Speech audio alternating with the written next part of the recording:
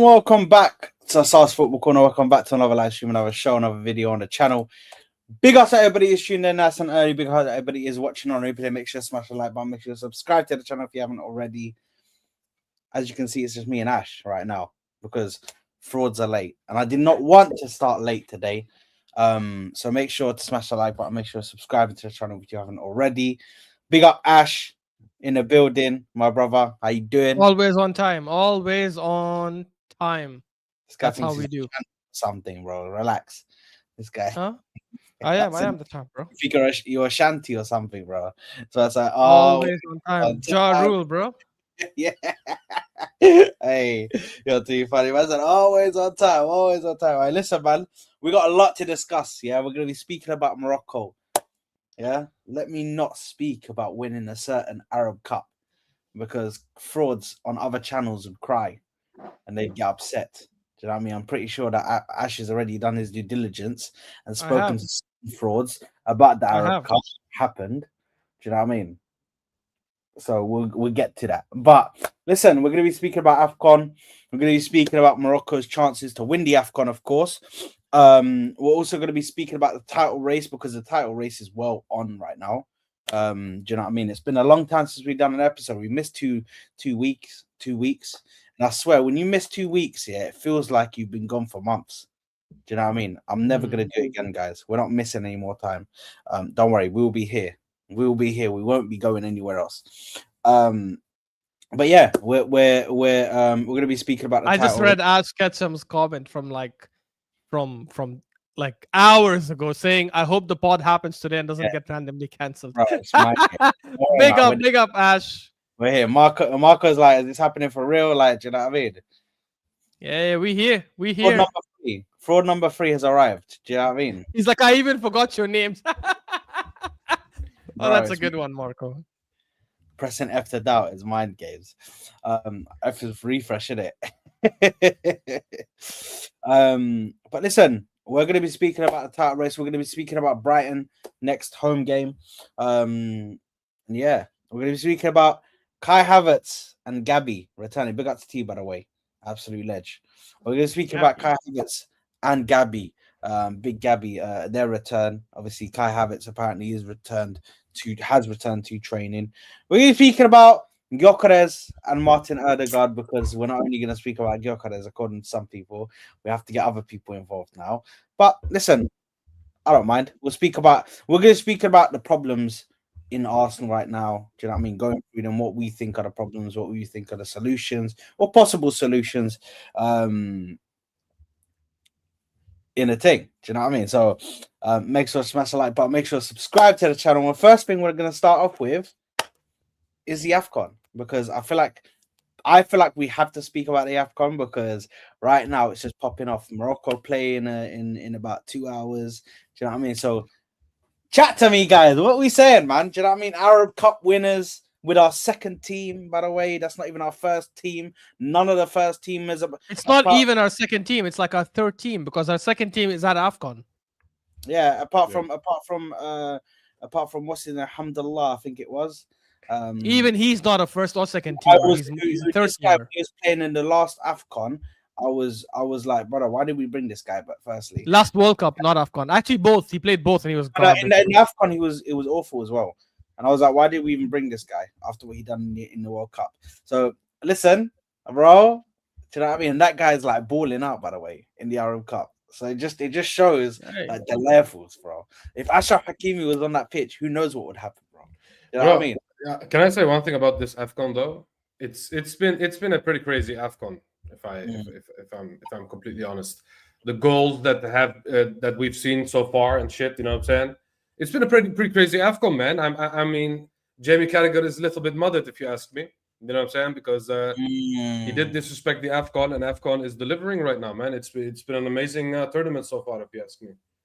You know what I'm saying? And some good games, some good goals outside of the Egypt game because that was a little bit chaotic. But listen, let's not even discuss what. Actually, we could even discuss it, bro, because that was a shambolic performance from the referee. Yeah. Okay. Let me ask you one thing. Was it a penalty for South Africa in the end or not?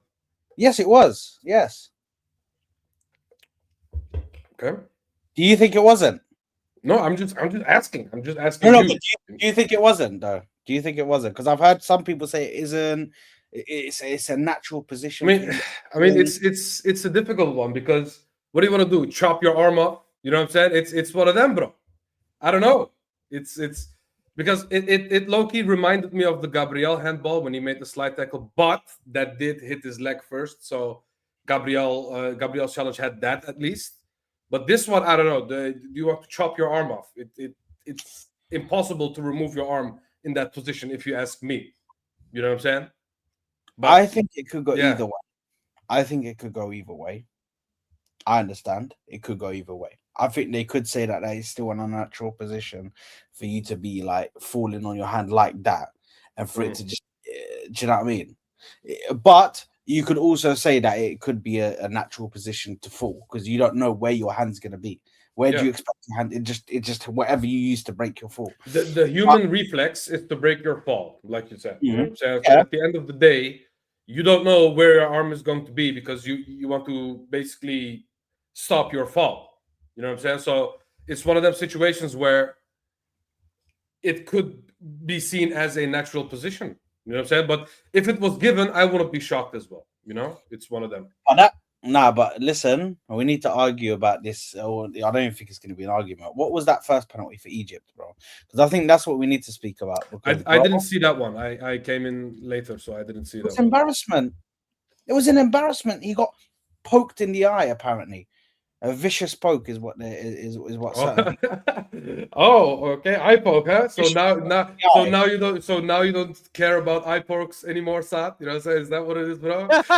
you don't care about eye pokes anymore, bro? I know what he's referring to. Tom Arsenal. Now it doesn't matter, huh? Now it doesn't matter, bro. Listen. We're gonna discuss that. That's a whole different topic. Okay. Topic. Yeah, different eyes, huh? It's a different eye, bro. He didn't even get proper contact on that guy's eye. This is what happened. It wasn't even an eye poke like that. Cyril Gahn's fingers went into the guy's eye. This guy, Salah, got like this. And then the guy touches his face and goes onto the floor, bro. It's a completely different game we're talking about now. It's completely gone. Bro, he didn't even have control of the ball. Salah didn't even have control of the ball, couldn't get to the ball. So how does that result in a penalty? I have no idea. Bro. Yeah, he sold it pretty well.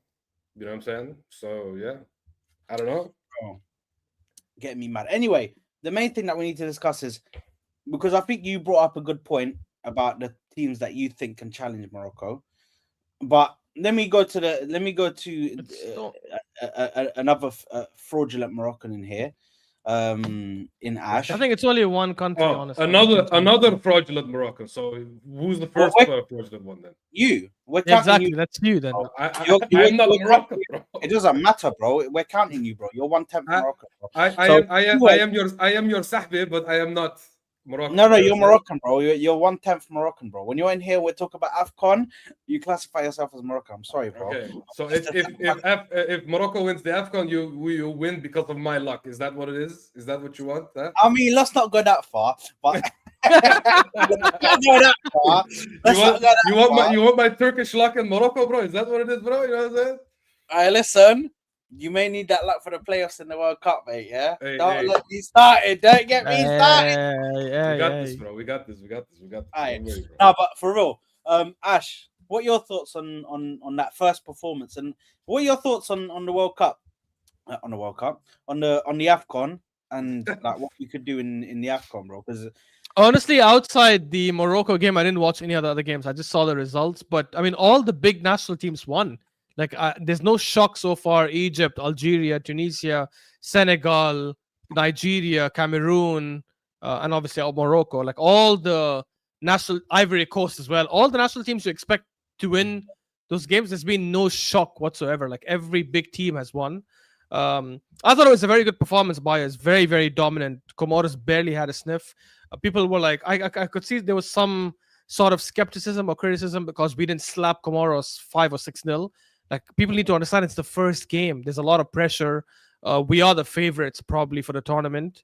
that adds even more pressure, especially when you're playing at home. So I'm not that mad. I think we played really well. We had chances to score early on. We obviously got the penalty that Brahimi missed, which honestly he should never be on penalty duty again because that was a shitty penalty. And he's not even our best striker. He's a good striker. Don't get me wrong.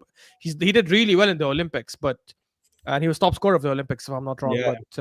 But he shouldn't be starting for us. We have two strikers that are better. Let me add this question, Ashraf. Who is at this moment in time the biggest threat for Morocco, including 100%? It's one country and one country only. I think we can beat every country in the continent. The one country that I think is going to be a problem is Senegal. That's it. You look at the players they have. So you don't see Algeria as a threat at this moment in time?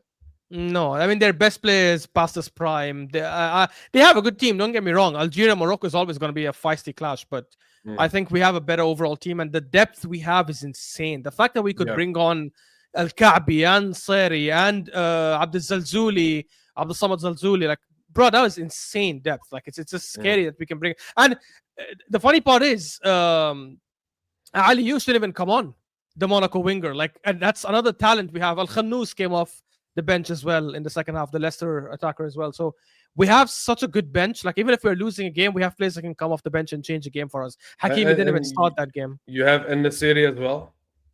Yeah, I said En-Nesyri first because I think En-Nesyri as an impact sub is not bad. I'm not his biggest fan. I've always had criticism. Not a starter, man. Not as a starter. I think Al-Ka'bi is a starter. Like, bro, he's been killing it for Olympiacos. Someone playing that well at that level, he should be rewarded with a starting position. Like, he should be the starter. And that goal he scored, bro. Imagine the son of the president getting up and clapping that way and that excited. Like, and usually they teach them the decorum. Like, you need to be calm. Even if your team scores, just clap normally. This guy couldn't contain himself. He's like, whoa! And he got up clapping and cheering. I'm like, hey, please remember you're a president. But I think Senegal is our biggest threat, man. I just look at that team.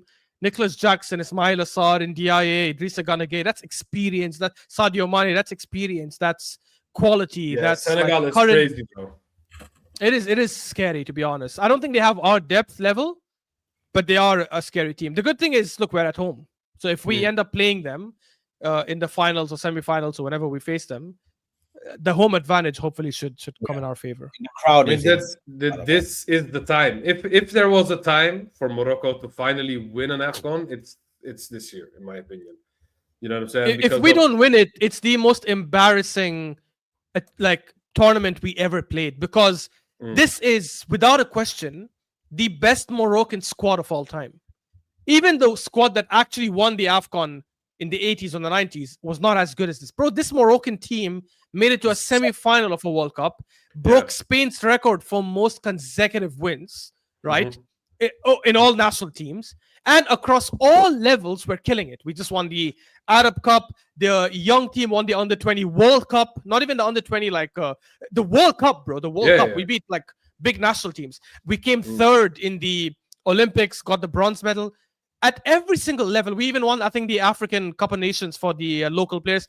In every single level, we have absolutely been killing it. If this team at home does not win, not even a final, does not win the tournament, it is the biggest embarrassment. And I don't think it's crazy to say that we should be considering sacking Regragui, honestly. I mean, I hope it isn't. You know what? This is just an example and proof that. When you have, he's most shaved and he looks like 20 years younger, bro. It's crazy. The guy looks like a freaking toddler. Wait. Is this a new picture? Yeah. He's shaved. He looks 20 years younger, bro. There is no way that is how Mo looks now. Yeah, he looks like that, bro. But anyway. That man is too funny, man. I swear. Back to Mo, man. Yo, I need to send it. Wait. He's live right now. I'm gonna send him this chat. Oh my god. Wait. What? Yeah, go on, T. This, you know what it is. This just proves that when players in foreign countries actually pick for their native country, what can be when you actually pick your native country. You know what I'm saying? Because in the past, a lot of Moroccan players. They picked the Netherlands. They picked other countries, you know what I'm saying, over their native countries. And the same goes to Turkish players like Özil, like Gündoğan as well. You know what I'm saying? And now you see a lot of players like the new big players like Yıldız, for example, like Arda Güler, for example. They pick for Turkey, and same goes for the Moroccan players. You know what I'm saying? So at the end of the day, this just proves that when players pick their actual native countries, how good those native countries can be. And this Moroccan team, because of the promises that like you said, Saad, before in months ago now, you said they're investing way more into Moroccan football now. Yeah. You know what I'm saying? And it proves because all of the players they are picking Morocco right now instead of the Netherlands or Spain or those kinds of teams. You know what I'm saying? And now you finally see the true power of a Moroccan team. You know what I'm saying? And for me, the same goes with Turkey as well. I'm happy that the players are finally picking Turkey because it just proves that our countries can actually be good as we say they are. You know what I'm saying? But the players just need to pick the countries. It's just that simple. And now they finally do. So this is proof of that. And yeah, because name me one Moroccan player that plays for the Netherlands right now that should, you know what I'm saying, that didn't pick Morocco, for example. There's none.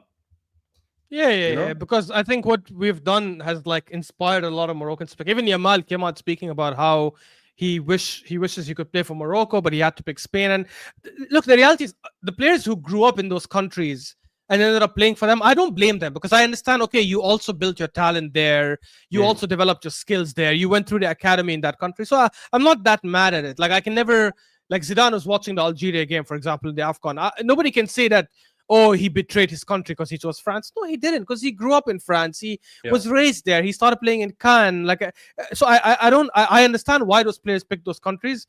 For me, I am glad that a lot of our players now, like for Turkey, for Morocco, and other countries as well, or Nigeria as well, like they're picking like their own countries. It's good. It just helps drive the competition. I just always am concerned that they end up picking these countries. Hakimi maybe is an exception, fair enough, because I think Hakimi is the one player I look at and I can say that he could have easily been starting for Spain, easily, right? But he chose to play for Morocco. Fair enough. I'll give him full credit there. The other players, I'm just thinking, like, if they were called up for their other country, let's say like Bassi, who plays for Fulham, let's say if he was called up for England, or Awobi, if he was called up for England, would they have chosen Nigeria still? By concern, like, and my gut feeling says probably not. And that's, I want to see more Hakimi kind of situations where you are so damn good, you get called up for both, but you choose to play for Morocco instead. And people reference like, oh, Messi did that.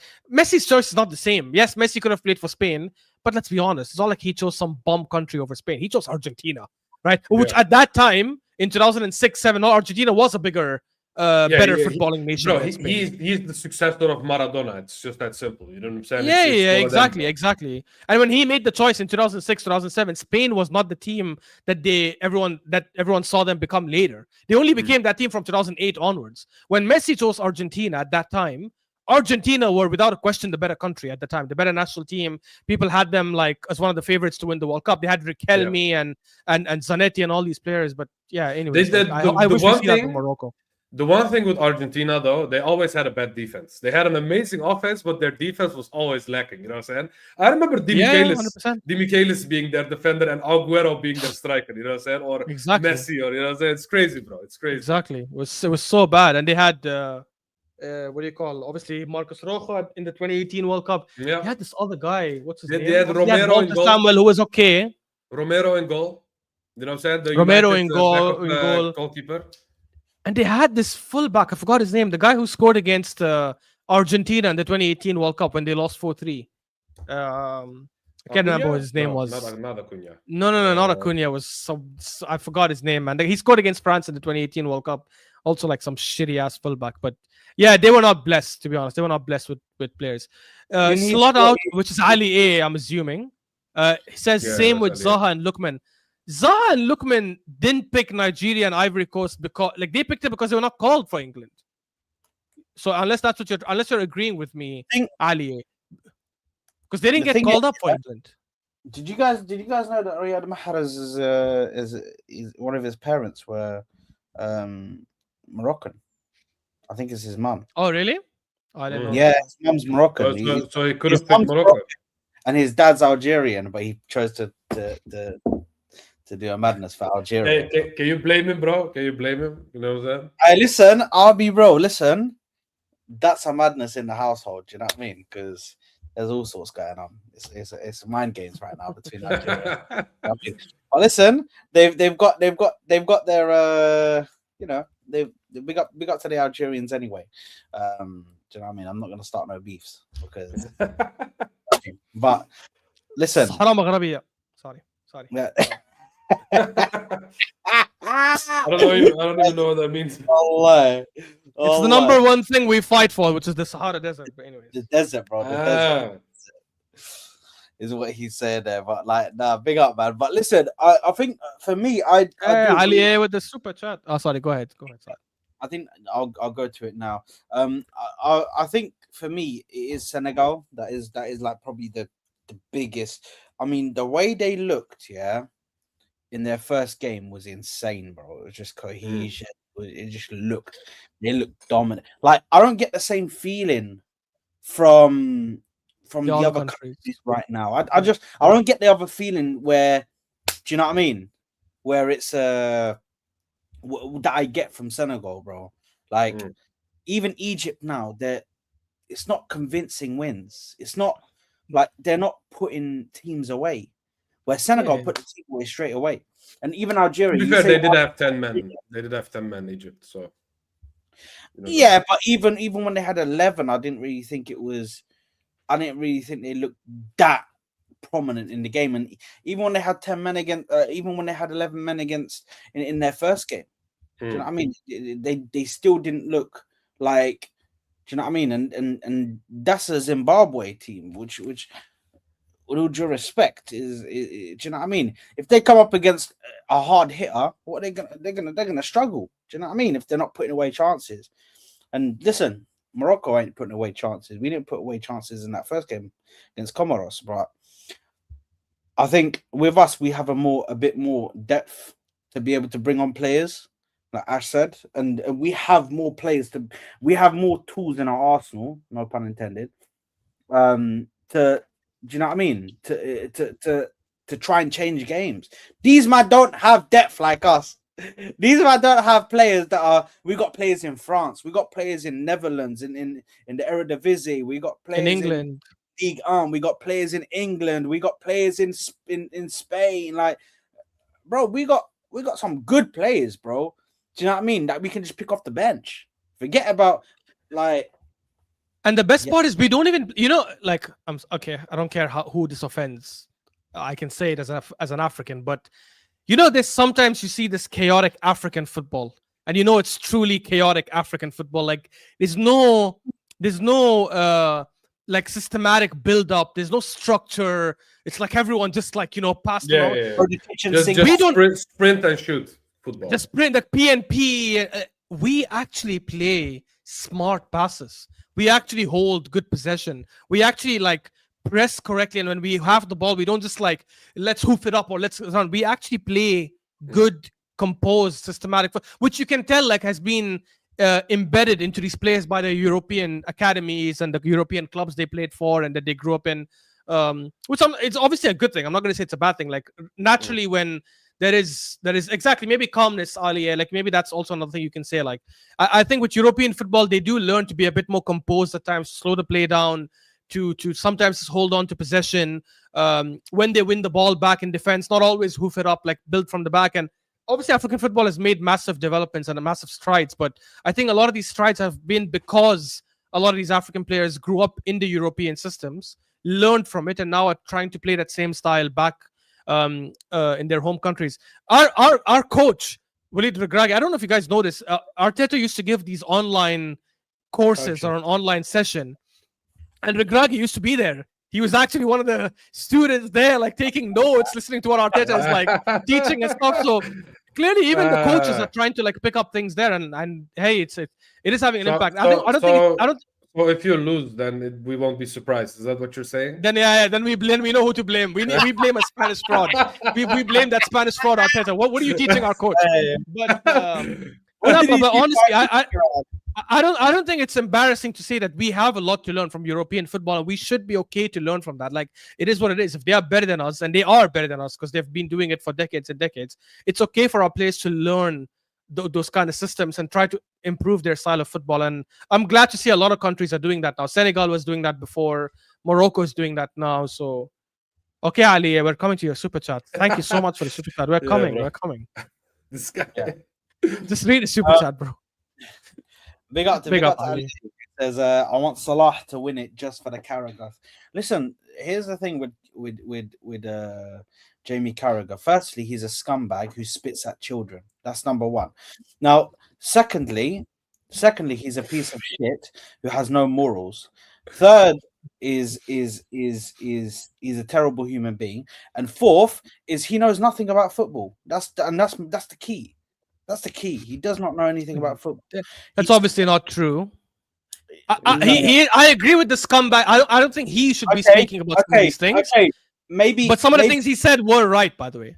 Now hold on. Maybe he does know about football, but he's the biggest flip flop you've ever seen. There's no way you can sit there calling him the best player, yeah. And that Sky Sports thing, by the way, yeah. I'm so happy that the guy called it out, by the way. I'm so happy that the guy called it out. No, you dissed him like a week ago. Last week you were dissing him. don't start bringing out. Don't start bringing out. You told us that his legs have gone. I swear, the guy that was in Sky Sports, bro, they need to give him a rise, bro. They need. I don't think. Wait, Ali, did he say AFCON is a small tournament? Because I didn't hear that. Yeah, he said the AFCON isn't what the Euros is or the World Cup is. No, he said verbatim, Did he? the AFCON is not a major tournament. That's literally what he said. Hey, okay, yeah. Somebody slapped that guy on the come on. He's an idiot.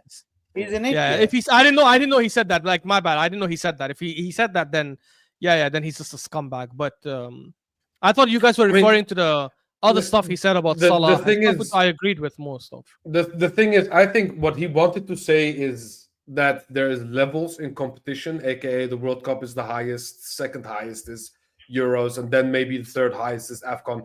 I think he tried to say that there are levels into these competitions.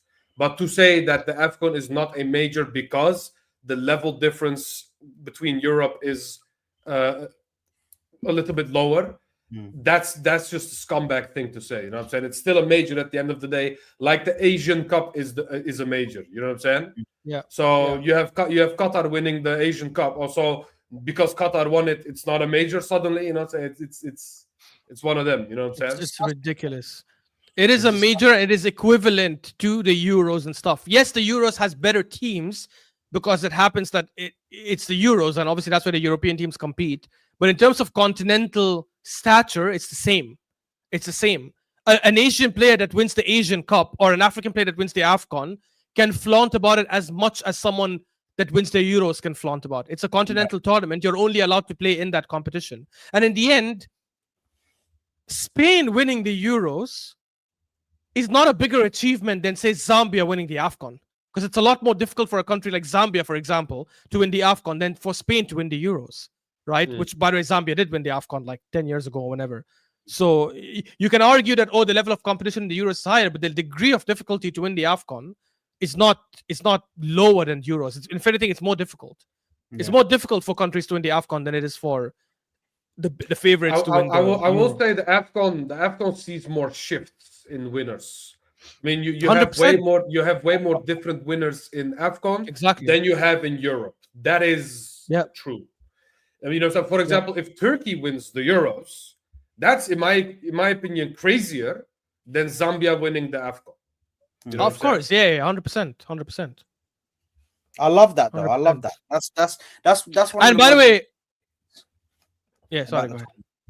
No, I was just gonna say that's one of the most beautiful things about the tournament is that anyone can win it. Yeah, anybody can win this tournament, bro. Anybody. Look at Ivory Coast, the last winners who were.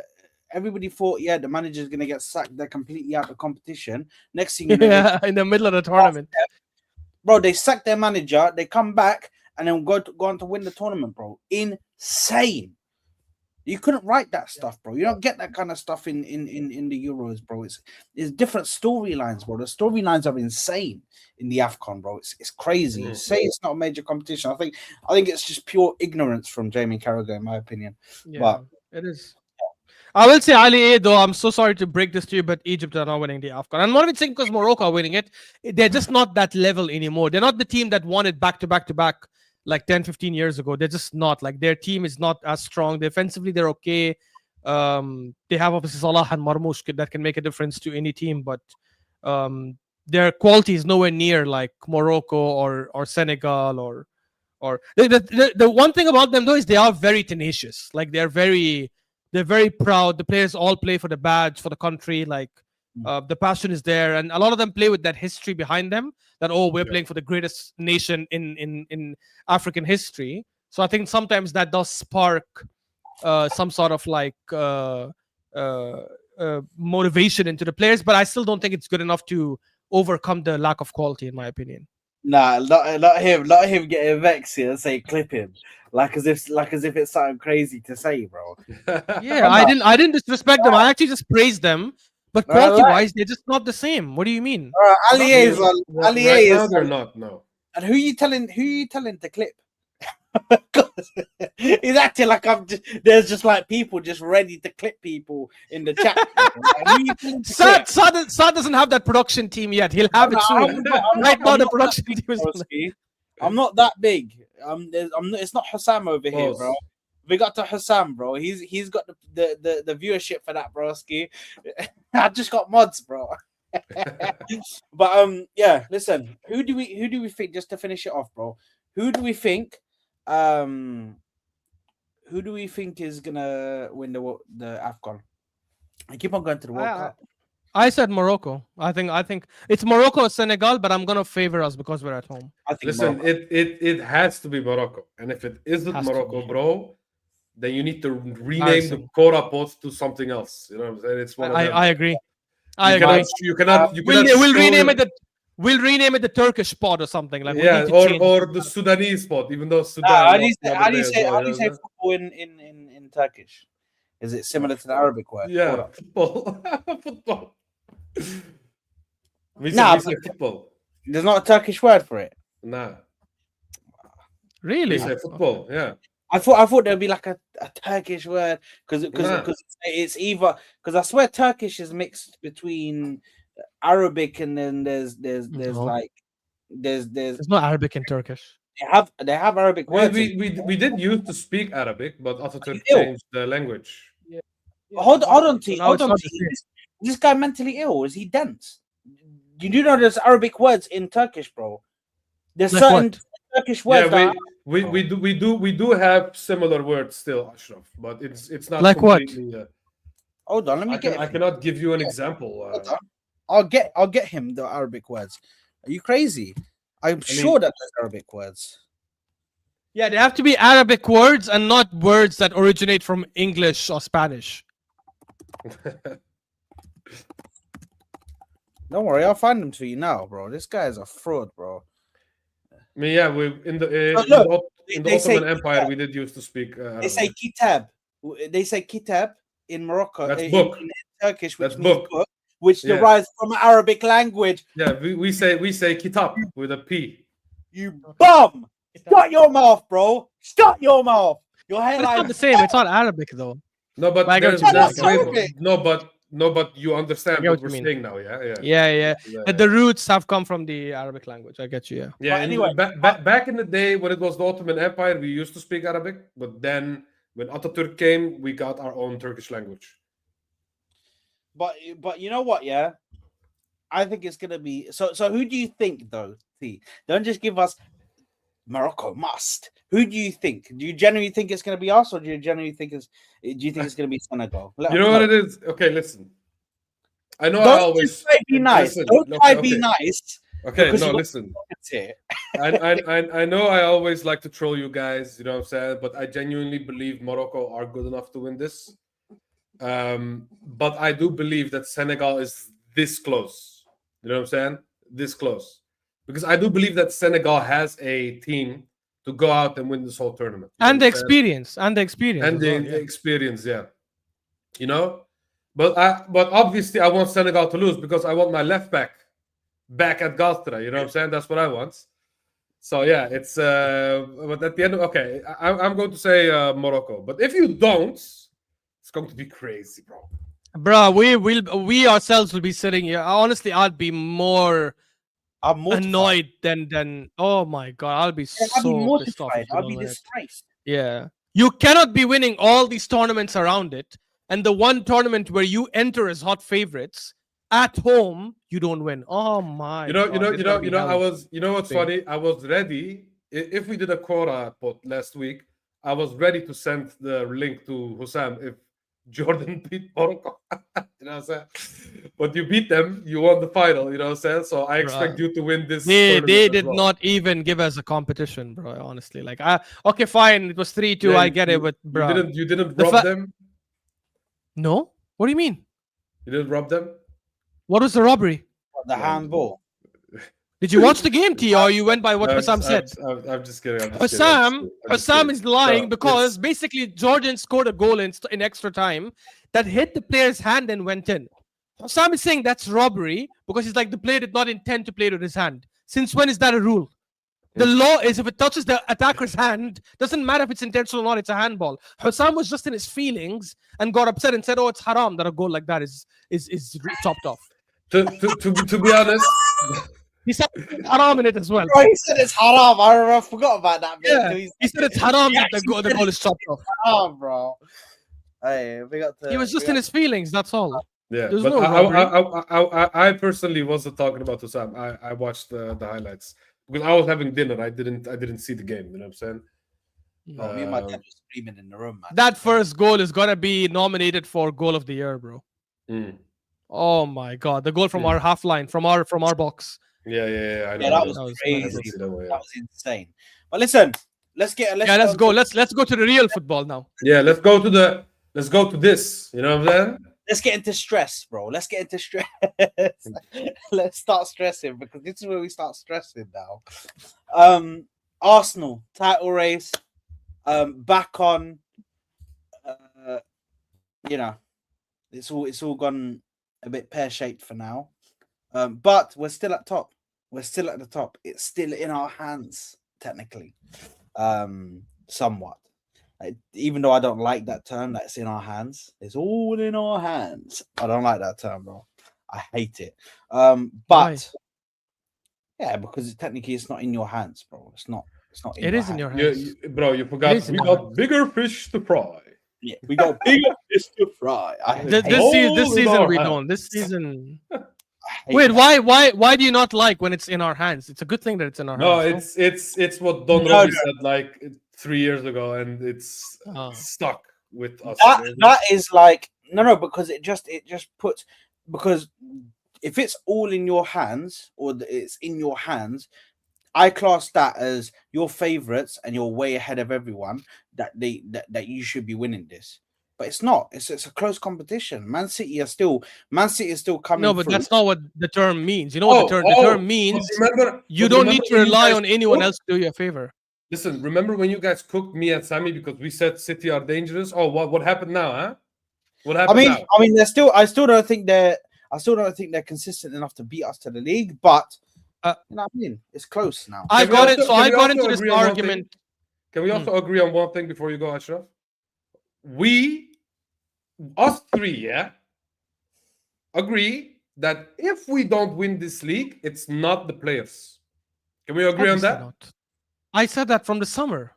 It's not even something I'm saying now. Because It's 100% on the manager then. He He has the got best his team. squad. exactly, he got his team, and if we fuck up, it's not the players. We all agree on that, yes? Yeah. Okay, Anyone who says now go ahead. otherwise is just lying. But basically, I got into this discussion on most channel, and I said, nothing City has done so far this season, minus the Crystal Palace result, which that did surprise me. I'm not gonna lie. I thought they would drop points that game. I thought they would lose that game. Nothing else they have done this season surprised me. Like it's like, yeah, I would expect them to do these things. Like there are certain games where, for example, I predicted them to draw, let's say, away to Fulham. But that was more like, every week when we predict, right? I predict a shock result because I know that's how the Premier League works. It's very rare that all the big six teams win like in a certain weekend. That was my shock result. But actually, the more likely scenario was for City to beat Fulham, right? Nothing City have done this season so far has been like, oh shit, how did they do that? Because I expect them to beat Liverpool at home. I expect them to beat United at home. I expected them to beat Spurs at home. They lost that. I expected them to beat Brighton away. They lost that when they were winning 1-0 in the last 10 minutes.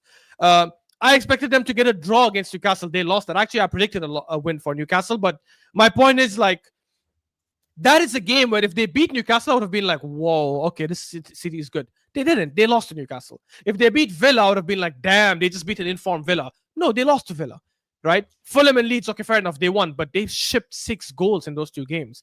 This is why I'm saying let's wait until Feb 8th.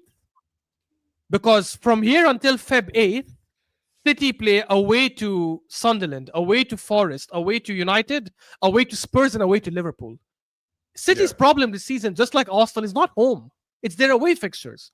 So people saying, oh, look, they beat Bournemouth at home, they beat Sunderland at home.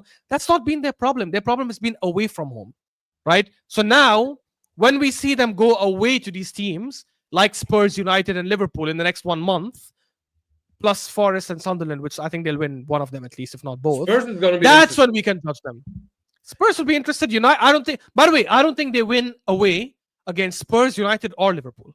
I think they drop points in every single one of those 3 games. If they do, it would be this season because their home form is garbage this season. Spurs, you know what I'm saying? Yeah. Normally, Spurs are their bogey team, but their ground is their bogey ground at this moment in time. You know what I'm saying? Yeah, it is. So it's one of them, bro.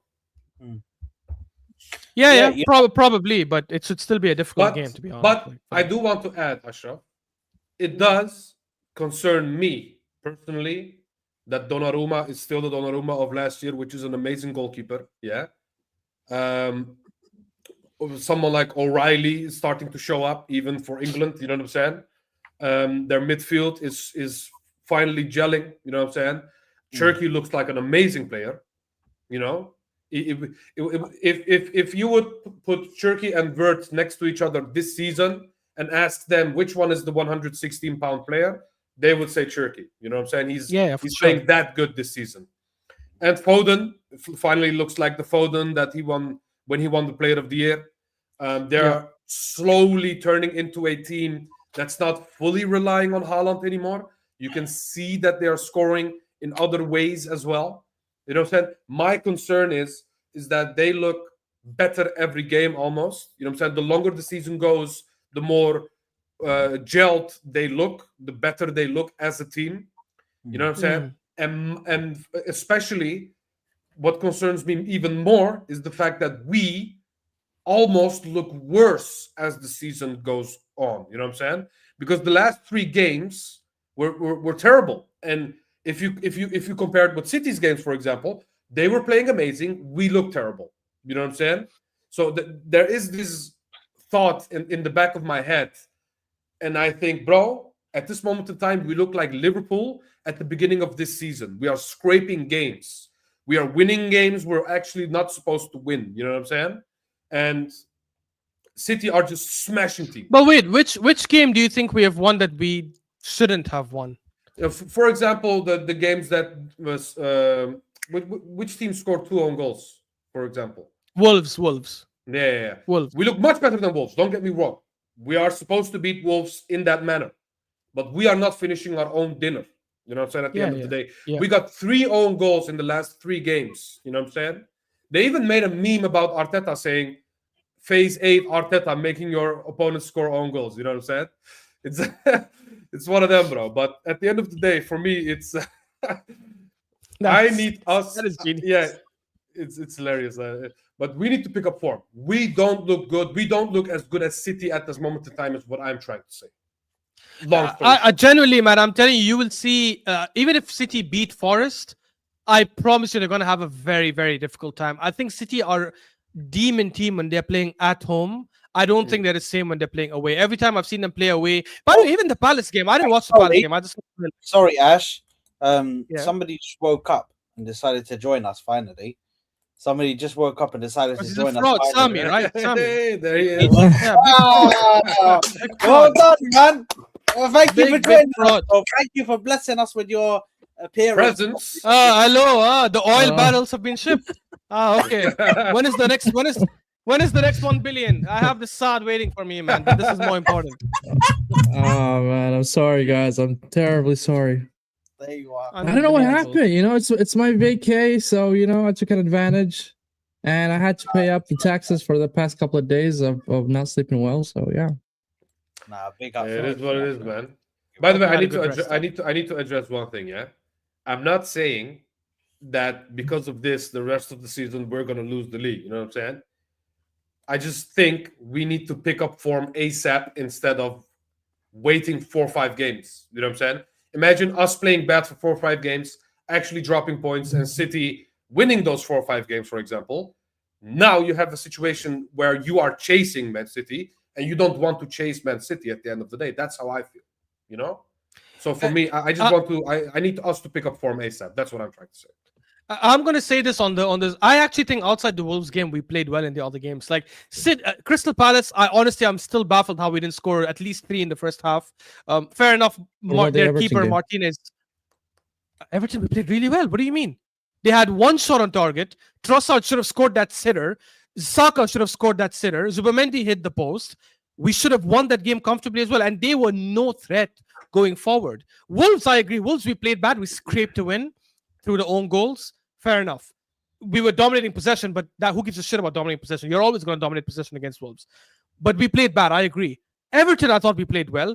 Crystal Palace, for me, was a shocker that we didn't score in the first half. We should have somehow finished 2 or 3 of our chances. Yes, the keeper makes 2 or 3 amazing saves because people are saying, oh, we finished bad. We didn't finish bad. Like, you look at Jesus' header that was saved. The keeper's name Martinez, if I'm not wrong. I think it's Martinez. Benitez. The header... Sorry? Benitez, I think. Something like that. Oh, Benitez? Oh, I thought it was Martinez. My bad. The header of Jesus, I don't think Jesus could have done anything more. He headed the ball correctly. It's just that the keeper got down very quick. Yeah. The one-on-one chance that Jesus had in the second half when he tried to curl it up top, and the keeper dives and hits it out with fingers and puts it out for a corner. Obviously the Timber header should have been better. Probably the Madueke one-on-one should have been better. Fair enough. But I think some of these saves he made, I cannot look at the plays and say, why the hell did you not shoot it better? So I don't think we played bad in those games. Where I am annoyed with some of those games, especially the Crystal Palace game, is I think we have to learn that when we go 1 goal up, we need to slaughter teams. The way Klopp and Pep's teams used to do, and even Pep still does it up until today. When we're 1-0 up, especially at home, you don't need to sit back anymore. You continue pressing and attacking the teams like crazy. But our performance up until we scored the opening goal, and in my opinion, Everton, the full 90 minutes, I thought actually we played quite well. Now, Brighton is at home. Big test. Almost everyone is back, minus Gabriel, which is not an excuse because we're still 10 times better than Brighton in every single position. We should be slaughtering them. And I am actually predicting that we destroy them. So if we do that, then people will say, yeah, well, look, just how you played against Everton and Crystal Palace. Now you're just converting your chances. So we need to convert our chances. And City will fall soon, I'm telling you. I think we just need to capitalize. I think for me, listen, I fully understand what you guys are saying about, City this and City that. But for me, like, I need to see Foden consistently do it this season. Because let's not forget, even in that, because I know you mentioned the season where he won player of the season. Yeah. Let's not forget that in January, post-January, bro, it started to get really eerily quiet for Phil Foden, and De Bruyne had to start picking up some of those games and saying, you know what, it's okay, don't worry, I'll get us a couple of assists, I'll get us a couple of goals, just to get us over the line. Do you know what I mean? So I need to see Foden keep this consistency up until April, May. Do you know what I mean? You need to keep it up until then. For me to say, you know what, wow, Foden, you know what, he's doing something mad, bro. He's taking over now. But they have Turkey now, bro. And I'm not saying Turkey is as good as De Bruyne, but Turkey is balling out. So if Foden has an off game, you have Turkey balling out. You know what I'm saying? Yeah, but Turkey doesn't score goals. Turkey can create, but what happens if Haaland's having a quiet game? They need somebody in the midfield to finish them. They need somebody in the midfield to score goals. They need somebody else to be able to score goals for them. Not only just the all fall on Haaland. That's why Foden coming in is a very good addition because he's score goals. But you look at it from a worst case scenario. You know what I'm saying? Who's to say that's going to happen? That all of the good players suddenly are not going to ball out that one game. It can happen, but it's a very rare occurrence. For example, now you have Haaland, Foden, and Turkey as your three main players, for example. Add Semenyo to it soon. Yeah, and Semenyo's probably joining, you know what I'm saying? Yeah. So now you have more options. So when Foden has an off game, you have Turkey and Haaland. If Haaland has an off game, you have Foden and Turkey. You know, they have enough options. At this moment in time, the only weak side that they have is their defense, but they are getting clean sheets as well. So at this moment in time, we are looking at a very, very informed City team. It's just that simple, bro. And that one-off game, it's a very rare occurrence at this moment in time, you know? But then, Honestly, I genuinely think it depends on the opposition they face, guys. You'll see. But also speaking about the defense, we can't just go over that slowly because that was one of my. If you look at every time I've had this conversation with you guys, I've always remained the same thing: is that I don't trust the defense that they have, and for me, the defense that you have, you don't want to get into a position when you're having to outscore teams, bro.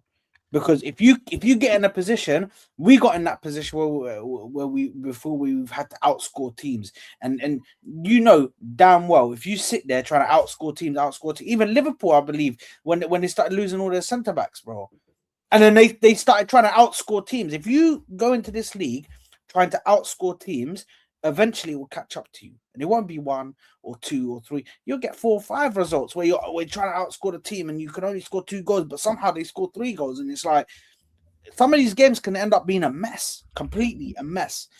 I think I trust us more to be able to find our shooting boots quicker. Or let me put it like this: if I have Arsenal find their shooting boots, are able to put away chances on this side, and I have City being able to improve defensively and keep more clean sheets on this side, and I'm told which one, if let's say for instance, stuff obviously, but let's say for instance I am a betting man and they said to me, what are you going to put your life savings on? I'd put my life savings on Arsenal finding their shooting boots, because I don't see how they can keep a clean sheets for the majority of clean sheets for the rest of the season, because I can still see them, even though they're performing this very they're performing very good at the moment, City, I can still see them giving away chances. They're just scoring. This is what you said last time, and we were 6-7 points clear of them. You said the same shit, and now they're only 2 points. Yes, and they still lost to Newcastle, so they still proved my point. And Villa. Within that, they still dropped points. They still were able to give up goals. So within that, it doesn't lost at home to Leverkusen. It doesn't take away from what I'm saying, which is yes, they may play good and they may gather some points, but they're also going to drop points. It's like a game of cat and mouse, bro. Like you might win on a few games, but then there'll be a game that you drop points. Let's say, for instance, we don't drop points. We're having a blip right now, but we're barely dropping any points. We've drawn a game here, we've drawn a game there, we've lost to Liverpool, we've lost to Aston Villa, yeah? But then look at how many games these guys have lost. Look at how many games they've drawn. So, do you know what I mean? It's not a madness to say I don't think they've got the consistency. I just don't think that's a madness to say, in my personal opinion. I don't know if anybody else thinks that's mad, but I can't. With their defense, unless they keep on getting consistent clean sheets and they stop giving up chances, if I don't see that change, I just can't go with that idea of, yeah, you know what? And I'm honestly looking at their, like, if you look at the teams they've played home or away, so they played Arsenal away, they drew that game. Some could say that was a good result for them, but I mean, we all know how they got that draw. They played Villa away and lost. They didn't play Chelsea away yet, which we finished. They didn't play Liverpool away yet, which we finished. They didn't play Sunderland away yet, which we finished. I'm going by the table, the positions. So I'm going from the strongest to the weakest. They didn't play United away, which we finished. They played Palace away, fair enough. Very, very good result. People can say that was fluky. I don't think that matters. They got the job done. They played Brighton away and lost. They didn't play Everton away yet. They played Newcastle away and lost. Played Brentford away and scraped a 1-0 win. And Thiago missed a 1-1, if you guys remember that game. Played Fulham away and scraped a 5-4 win. Didn't play Spurs away yet. Didn't play Bournemouth away yet. This is from the 1st to the 15th place. So when you compare our fixtures with theirs, we have had the more difficult fixtures. That's just the reality, because we have played a lot of these games away from home already. Yeah. Like your Liverpool, like your Chelsea, like United, like Sunderland. These are all games that are still pending for them. We both have to play Spurs away, and we all know that we do better away to Spurs than City do. So while I understand Sami saying that they're 2 points behind us, I would look at it as it's a bad thing for them that they're still 2 points behind us, because given the fixtures that have been played already, they should have taken advantage and been ahead of us, not behind us. You don't think that's true? If I remember correctly, we only have like 5 away games left, 5 or 6, if I remember correctly, and the rest of the games are all at home. Mm-hmm. Our next few games, I think. No. We have more away games. We have when we finish 19, we have another 10 or something away games. But the difficult ones, we only have City away and Spurs. That's it. Yeah, we do have more home games, but it's not 5 only. We have way more away games left. Like, I thought, but I saw it was like because 6 or away T we only played 9 games. We have 10 away games left still. Okay, never mind then. But the only thing is those 10 away games are against Wolves, which is bottom of the league, Leeds, second bottom of the league, Brentford, which is 17th, Bournemouth 16th, which we play soon. We finished Fulham, West Ham, who are 13th, Forest, who are 12th, and then Brighton, who are 11th. Ooh, the others Bournemouth. we finished. Everyone in the top half outside Palace, which is the last game of the season, we have finished. I was hoping that we'd have Bournemouth later on not next month, but because I was hoping that we'd play them before Semenyo, after Semenyo goes, which would be even better for us, because then they'd lose. They have been garbage, by the way, recently. They've been so shit, Bournemouth. Yeah, now that they're giving away Semenyo is going to be even worse for them. But maybe. Listen, definitely one to look at. As for us, before we go on to the predictions and everything, we need to speak about, obviously, what's going wrong at Arsenal, because I think over the last 2 weeks we haven't really been able to sit down and talk and catch up, because we left it after the Aston Villa game. I think what did we have? The last episode was before the Aston Villa game. I think it was before, wasn't it?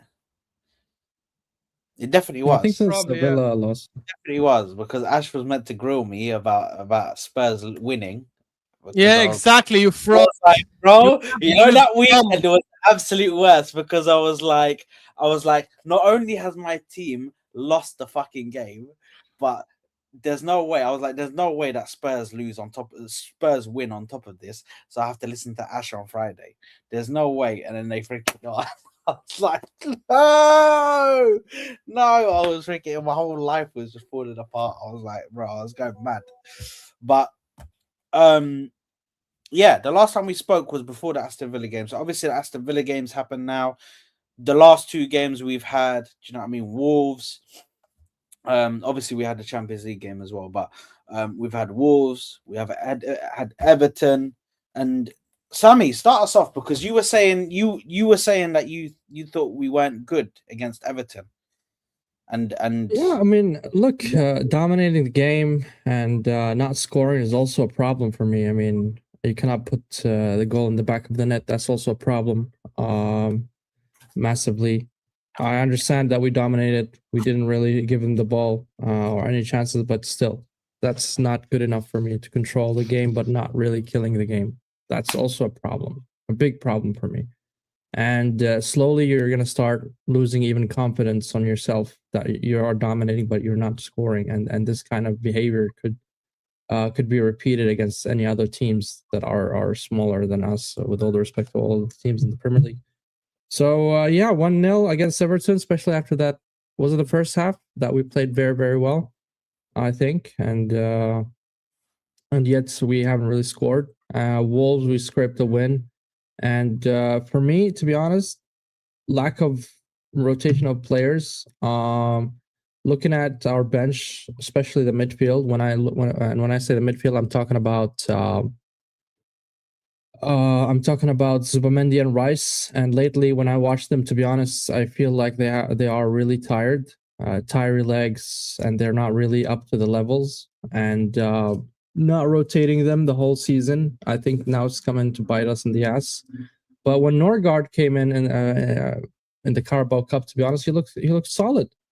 I mean, I'm not going to say he's extraordinary or anything, or drop some menu for him, but still, he can come and fill in for a while for any of those two players, and we're not really getting the best out of them.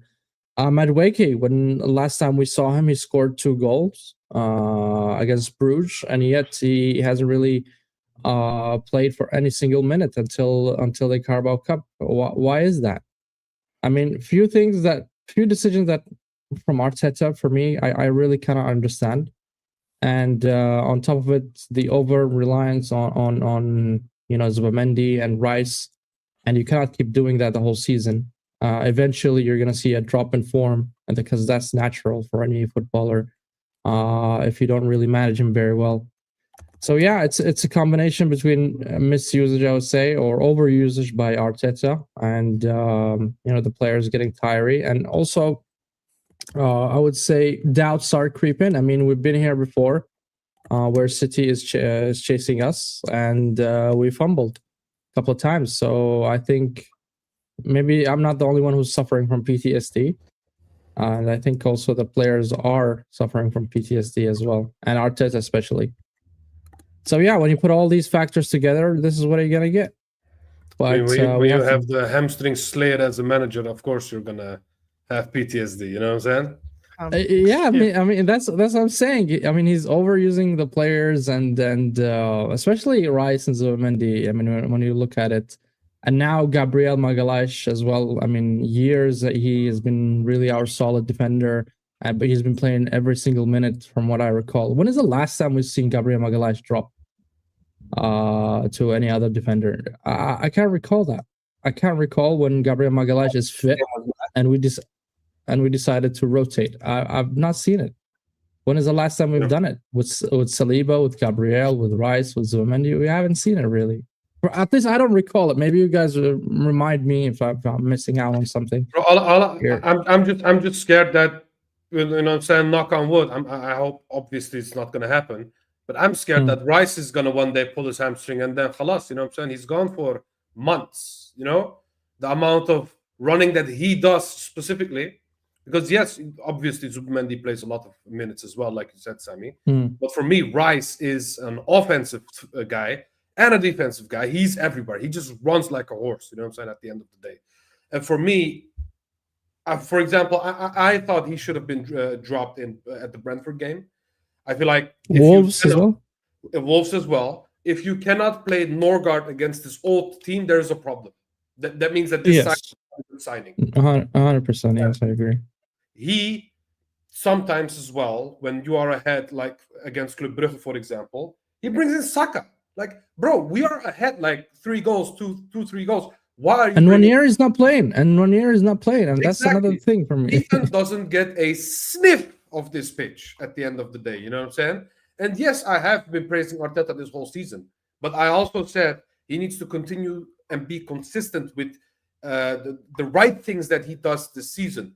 But when he goes back to his old ways, you know what I'm saying? And that is not making subs on time, or playing players at games that they shouldn't be playing, you know what I'm saying?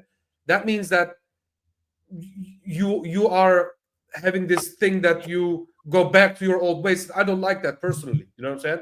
We need to call this out at the end of the day. Yes, we have been playing decent this season, but Rice playing this much can be a long-term problem. Saka, for example, ever since he had that hamstring surgery, I do not see the same explosive Saka that I've seen years ago. You know what I'm saying? It's still Saka. He's still doing the things that he does well, but he's not as explosive anymore as he was back in the day. And I hate to see this happen to Rice. You know what I'm saying? Rice is the last player that we can afford to get a second-grade hamstring tear, for example. You know what I'm saying? Or a third grade. You know what I'm saying? Literally the last player that we can afford. Because there is nobody in this team that can replace Rice, And for me, I need Arteta to wake up and smell the coffee and trust his players more. You signed these players against Brentford. That was the Norgard is the old Brentford captain. So you're telling me that you cannot play Norgard against them? It's crazy to me. You know what I'm saying? And he needs to trust his players more. He needs to trust his attack more. And like Ashraf said at the beginning of this stream, do not defend straight away after getting one goal. At least get 2 or 3 and then see the game out. You know what I'm saying? That's Or what even try Odegaard 8. That's the thing. I mean, Odegaard drops so deep in the defense, and I don't see him playing as a 10 anymore. So why are you not playing as But an then 8? what do we do when we don't have the ball, Sami? Sorry? What do we do when we don't have the ball? Isn't he like the leader of the press, and he likes to defend as well? And we praise him for that? That doesn't mean he's a center mid or defensive midfielder who could win the ball back. No, but he can play the box-to-box. I'm not saying his main role is box-to-box. But you can, rotate sometimes, play him there, rest Rice, play in Wanieri, give him some minutes as a 10, There are, I don't like Marino, but at least he's better than Marino, in my opinion. Yeah, look, I don't mind us playing like 2 attacking midfielders or Odegaard and Eze, let's say, in the midfield if we're playing against like Burnley at home, for example, or Leeds at home, or these kind of games. But I think anything out, those kind of games I understand. But I think Brentfords and your Brightons and Palaces and stuff, I think we have to make sure we're playing definitely Rice and Zubimendi if they're both fit and available, because it's the Premier League. Like, I remember lots of people saying, I wish he rests Zubimendi and Rice against Wolves. And seeing how that game went, if he did that, we would have lost that game. Just the way we were playing, we were so garbage. And that's not an excuse. We should be playing a lot better with or without them. Don't get me wrong. I do think he's rested Rice a bit. I saw Ash Ketchum putting in a stat that he's not played 90 minutes in like 10 games this season. Which kind of tells you he has rested him a little bit. I do agree with you guys, though. If Rice gets injured, we're screwed because we don't have any proper backup. Like, there's a lot of places we don't have a proper backup for, but he's the one player where if he's out, the level down is so low, it's insane. Like, there's a massive drop off. Whereas even like with one of our center backs getting injured, you can maybe accommodate for a few games. Saka getting injured, you can maybe accommodate. Like Odegaard getting injured, the strikers, the fullbacks, you can maybe accommodate for a few games. But like Rice is the one player where there's no accommodation whatsoever. But with the other players, I don't know. I think he's rotated his team okay this season. I'm not gonna lie, especially since the start of the season he's been using his players well. I just think his style of play, for whatever reason, against Wolves went back to default settings. I thought we played well against Everton, so I'm not gonna say this was a trend because it was just one game. And the other games we lost in, like Villa, for example, or when we dropped points, Sunderland, I actually thought we played well in those games, in my opinion. Wesley, I wanted Arteta out this summer, but I will give him credit.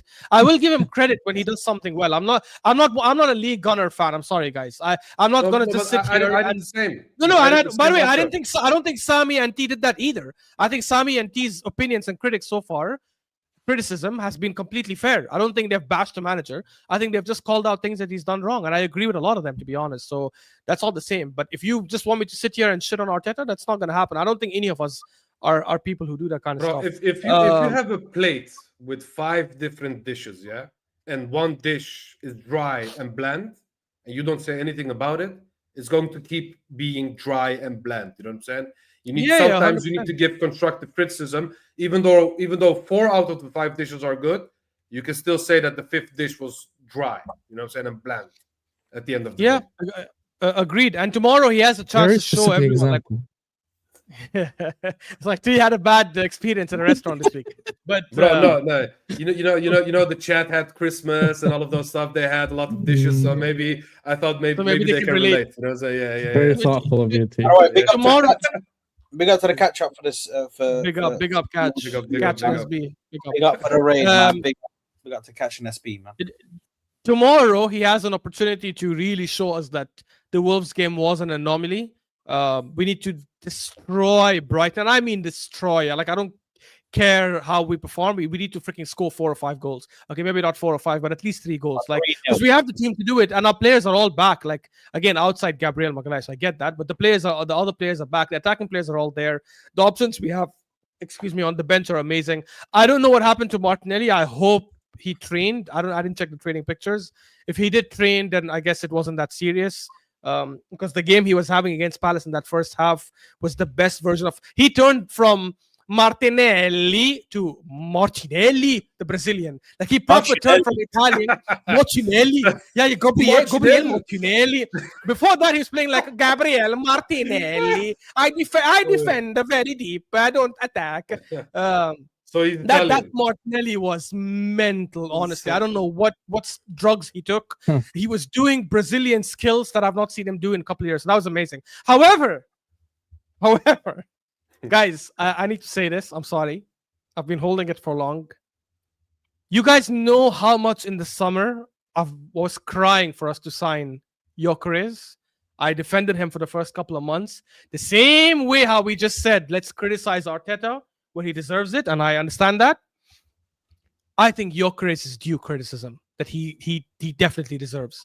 Because I've said give him time. I've said we're not creating chances for him in the first 2-3 months when he had like 3 goals in first 4-5 games. But now, guys, he has been garbage so far. I'm not saying I want him out, nothing. No, I believe he will turn it around because I didn't watch him in the Portuguese league, but I've watched enough highlights, and I watched the City game last season and the Arsenal game last season where I can see the quality is there. I can see that, he just, maybe it's confidence.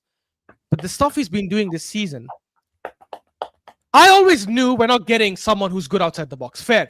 That's fine. I don't want another Jesus. Be crap outside the box and just score inside the box.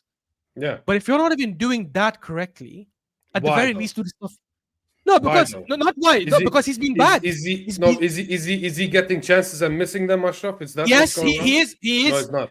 So I'll tell you a couple of things. One is when he doesn't play, the players who are playing for him, whether it's Moreno or Jesus, how come they get better opportunities? Because they make the right movements. That's the one thing he's supposed to have over them. You remember the Villa game, guys, when Trossard scored? That was supposed to be Gyökeres' goal, and he messed it up initially. Luckily, Trossard was there to clean it up. But if Trossard was not there and that chance was gone, we would have all been sitting here saying, Saka played a beautiful ball. Why didn't Gyökeres stay in the right position and finish it? Luckily, Trossard scored and we forgot all about it. He's had moments this season, and I've been watching him closely because I want to defend him. I want to come out after the game when people criticize him, and I'll say, but guys, I watched what he's done. And I watched him in all those last 4-5 games.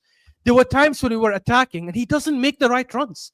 There were times when he times his runs really bad, when he goes too early or he goes a bit too late. And I'm like, and I'm screaming at my screen, run, Gyökeres, you're going to get the pass now. They're going to square it in. And he doesn't make that movement, which is why he doesn't get into those positions. Jesus, who's not even that close of a striker.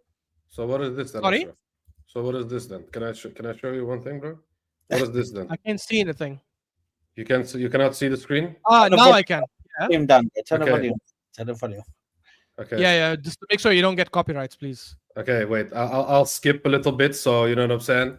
So what is this? Yeah, and this is why I mentioned Ødegaard as well, because you cannot blame one guy. It's a factor of different things. Okay, he could have passed there. Wait, this is the Champions League game. He could have passed there. He didn't. What did he do? Boom. Wait. Why didn't you pass? Why didn't you pass the ball to Gyökeres here, or why didn't you pass the ball to Gyökeres here? Why aren't you passing the ball to Gyökeres? Stop.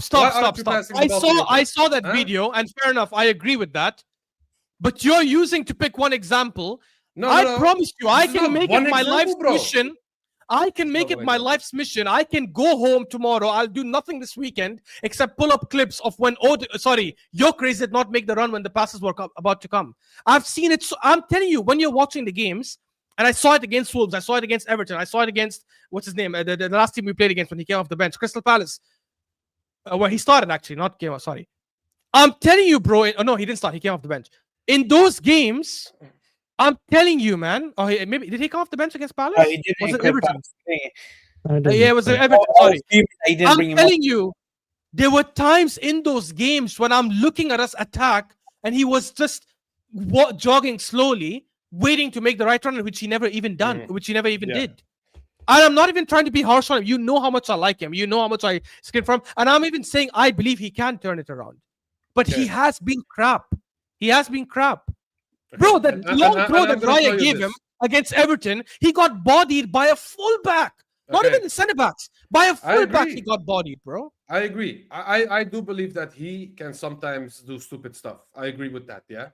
But to put the blame completely on him, I think is not correct. You know what I'm saying? At the end of the day, because I'm gonna give you an example. Yeah, Jesus was in this team the last match. Yeah, we played Yeah. the U-shaped football again.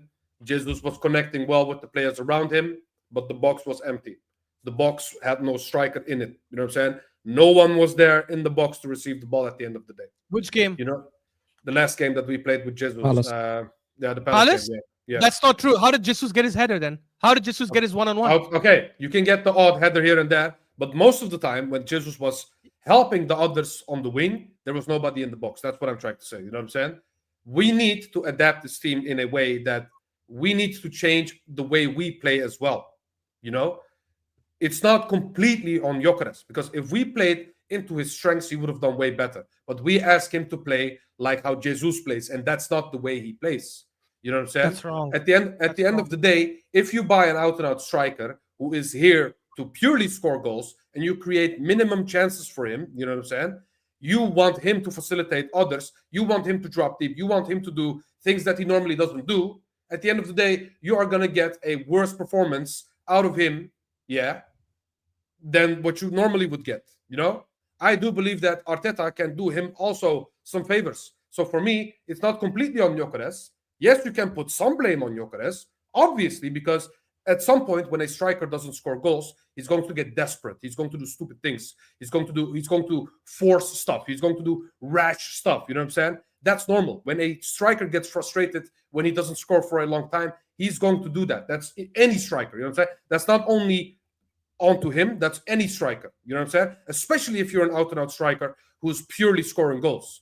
But the fact that we are not playing into his strengths is also a reason in why he's underperforming. It's not completely on him. You know? That's what Can I I'm trying to challenge say. that?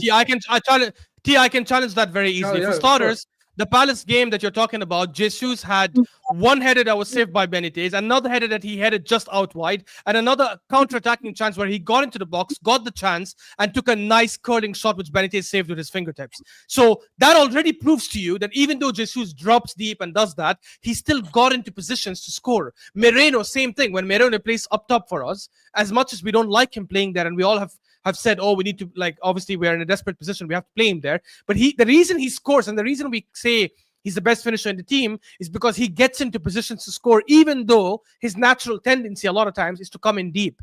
I'm not even judging, forget Gyökeres outside the box. Yes, he gets bullied, which is weird for me because he's built like a tank, and yet players that are half his size sometimes bully him off the ball. But let's leave that to the side. Even in the box, he's made a lot of mistakes where he doesn't make the right runs, or he makes the run, he gets the ball, and he ends up skying it up. He had one chance, I can't remember which game. I think it was Odegaard who played it to him, or someone played it to him, and he skied it from the right side, which is the third time this season he skied a shot from the sides, right? So we're saying all these things like, oh, play to him. And by the way, I've said this from the summer, so I'm staying consistent with it. I had an argument with Staffy and Mo before, I remember, where they said, Gyökeres will only work if you switch your style. And I said that's BS, because Havertz, in the same style, gets so many sitters and he misses them. If Gyökeres gets the same chances, he probably scores half of them. Yeah. And that's all we need Gyökeres to do. Yeah. So Gyökeres is the one who needs to adapt to us, not the other way around. Because our style creates chances for strikers. It creates chances for Havertz. It creates chances for Jesus. It creates chances for Moreno. Why do we criticize Jesus and Havertz? Not because they don't get into scoring positions, because they miss them all the time when they get in there. Mm-hmm. Which means if Gyökeres plays the same style or plays in the same system we have been playing, he will get chances. He just needs to score them. And he hasn't been doing your problem is his He's movement. not been getting into positions. So your problem is his movement, not his finishing. That's his number one issue for me. 100%. Because he doesn't get clear-cut, out-and-out chances. That's not the case. You know what I'm saying? Yeah, because he doesn't put himself in those positions to get clear-cut chances. Because a lot of times we have the ball. Positioning. His first touch is also not really that great. I agreed. By the way, I was going to mention that, Sami, but they said, but yeah, I know the argument will be then. Pierre's onto Ash, by the way. Every time Ash speaks, I swear. Instead of saying that's the dumbest thing, how about you use your brain cells and actually give me a logical argument back on what I said wrong? It's the most brain dead thing to say. That's the dumbest argument I've heard.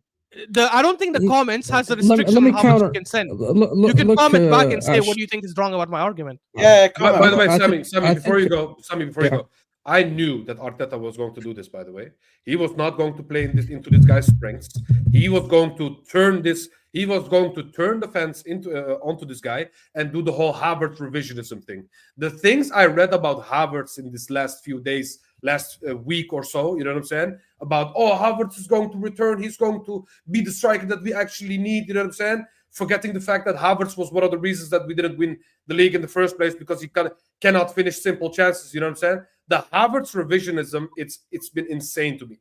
You know what I'm saying? Let's forget about all the bad things he's done and let's all focus on Gyökeres. And just because he had a bad few months at the beginning of his new Premier League career, by the way, you know what I'm saying? He didn't even get the same amount of time as Havertz. Why don't we give Gyökeres 2 years instead of Havertz? You know what I'm saying?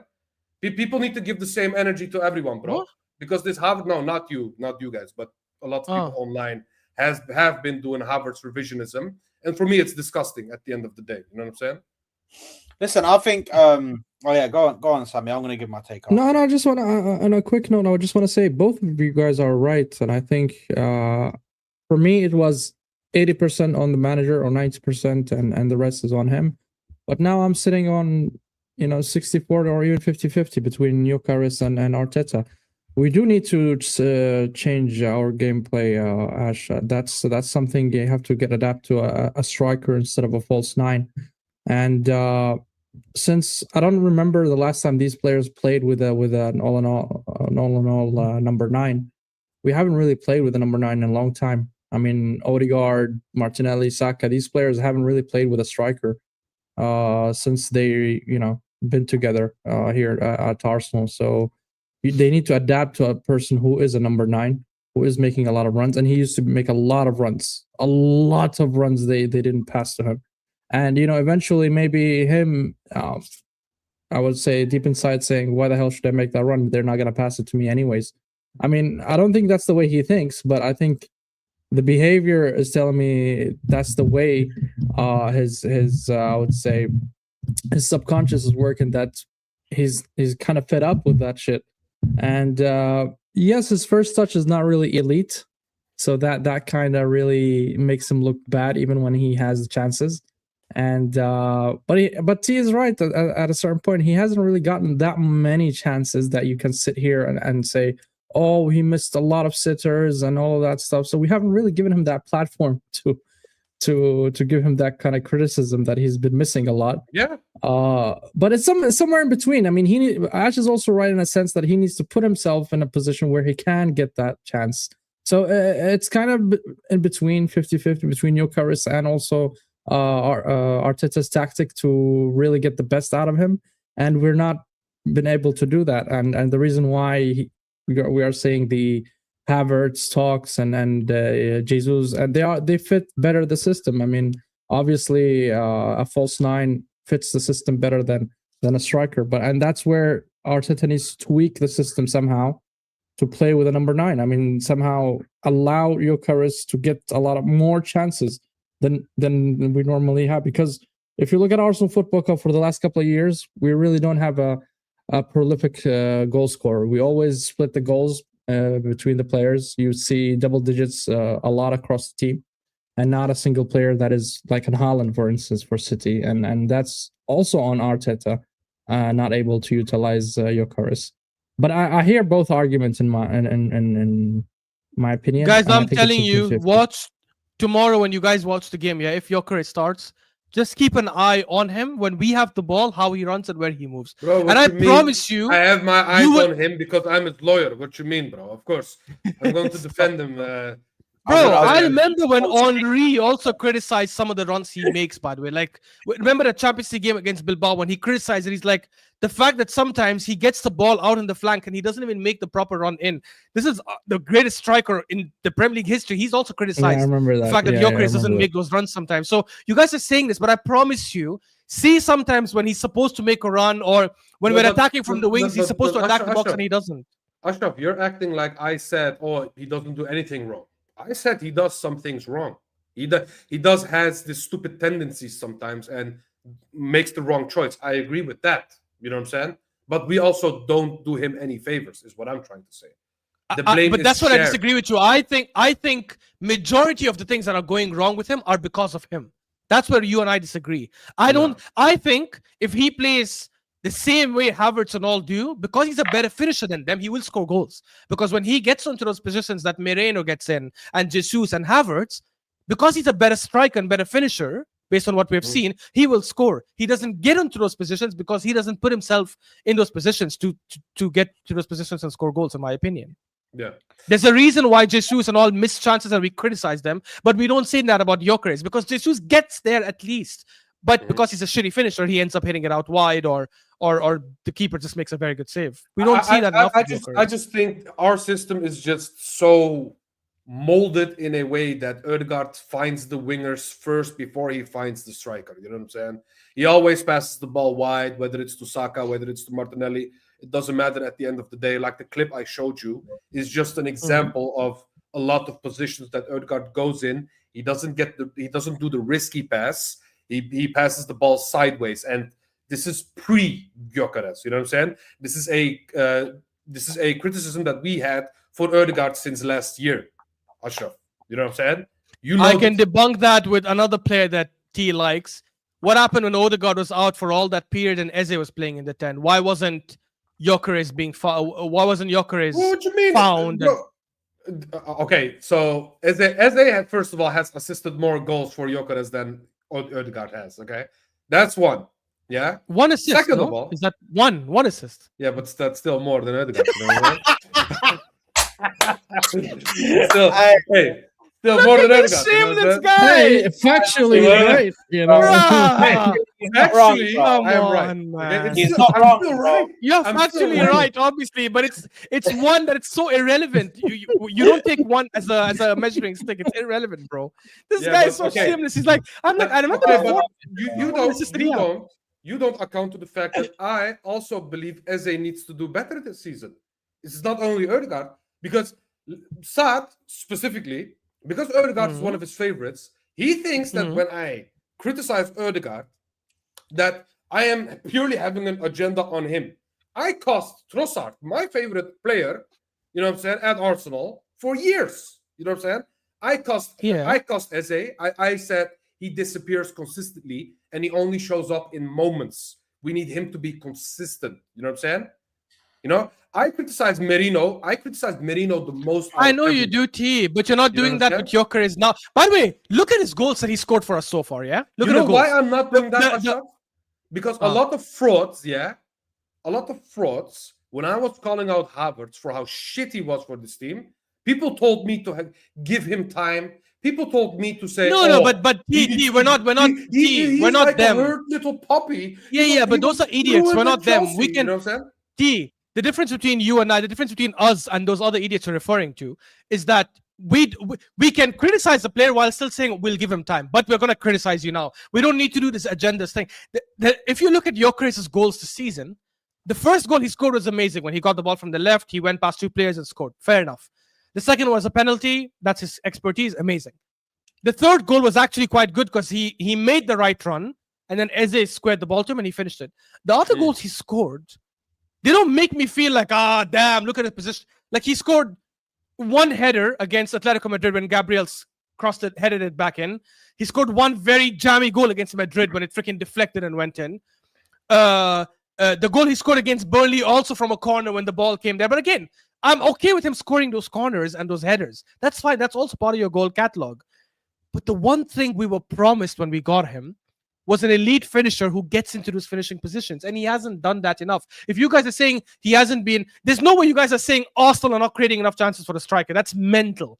When we have been criticizing Havertz and Jesus these last 2 years for getting all those chances and missing them. Same with Martinelli. Martinelli makes those runs, gets into those positions, misses them, and we go like, damn, even Martinelli sucks in front of goal. Okay, but I believe that Ødegaard is a player that has molded in his mind that he needs to find the wingers first. and I do believe that our wingers look for the goal before they look for the striker. That's also the case. That's also I don't know, the but case. I remember when we played Crystal Palace last season, in the League Cup as well, if I'm not wrong. Yeah, in the League Cup quarterfinals, Odegaard came off the bench, gave a beautiful through ball to Jesus, who went 1-on-1 and scored. And Jesus was playing the striker, so clearly he can do it. Oh wow, yeah, he has that odd, no, but that's dangerous pass. That's what he I does remember because once he in a was while, he was injured for 2 or 3 months, so that's what I remember. I'm just picking something off the top of my head, but I don't know. I don't think that's the reason, man. I remember him creating chances for Kai Havertz as well when Kai Havertz was playing up top. So I don't know if that is the. And again, if you're saying Odegaard is the issue, then what happens when Trossard and Saka are creating chances from the wings? What the chance that Saka created for Moreno against Chelsea? How come we don't see that enough for Gyökeres?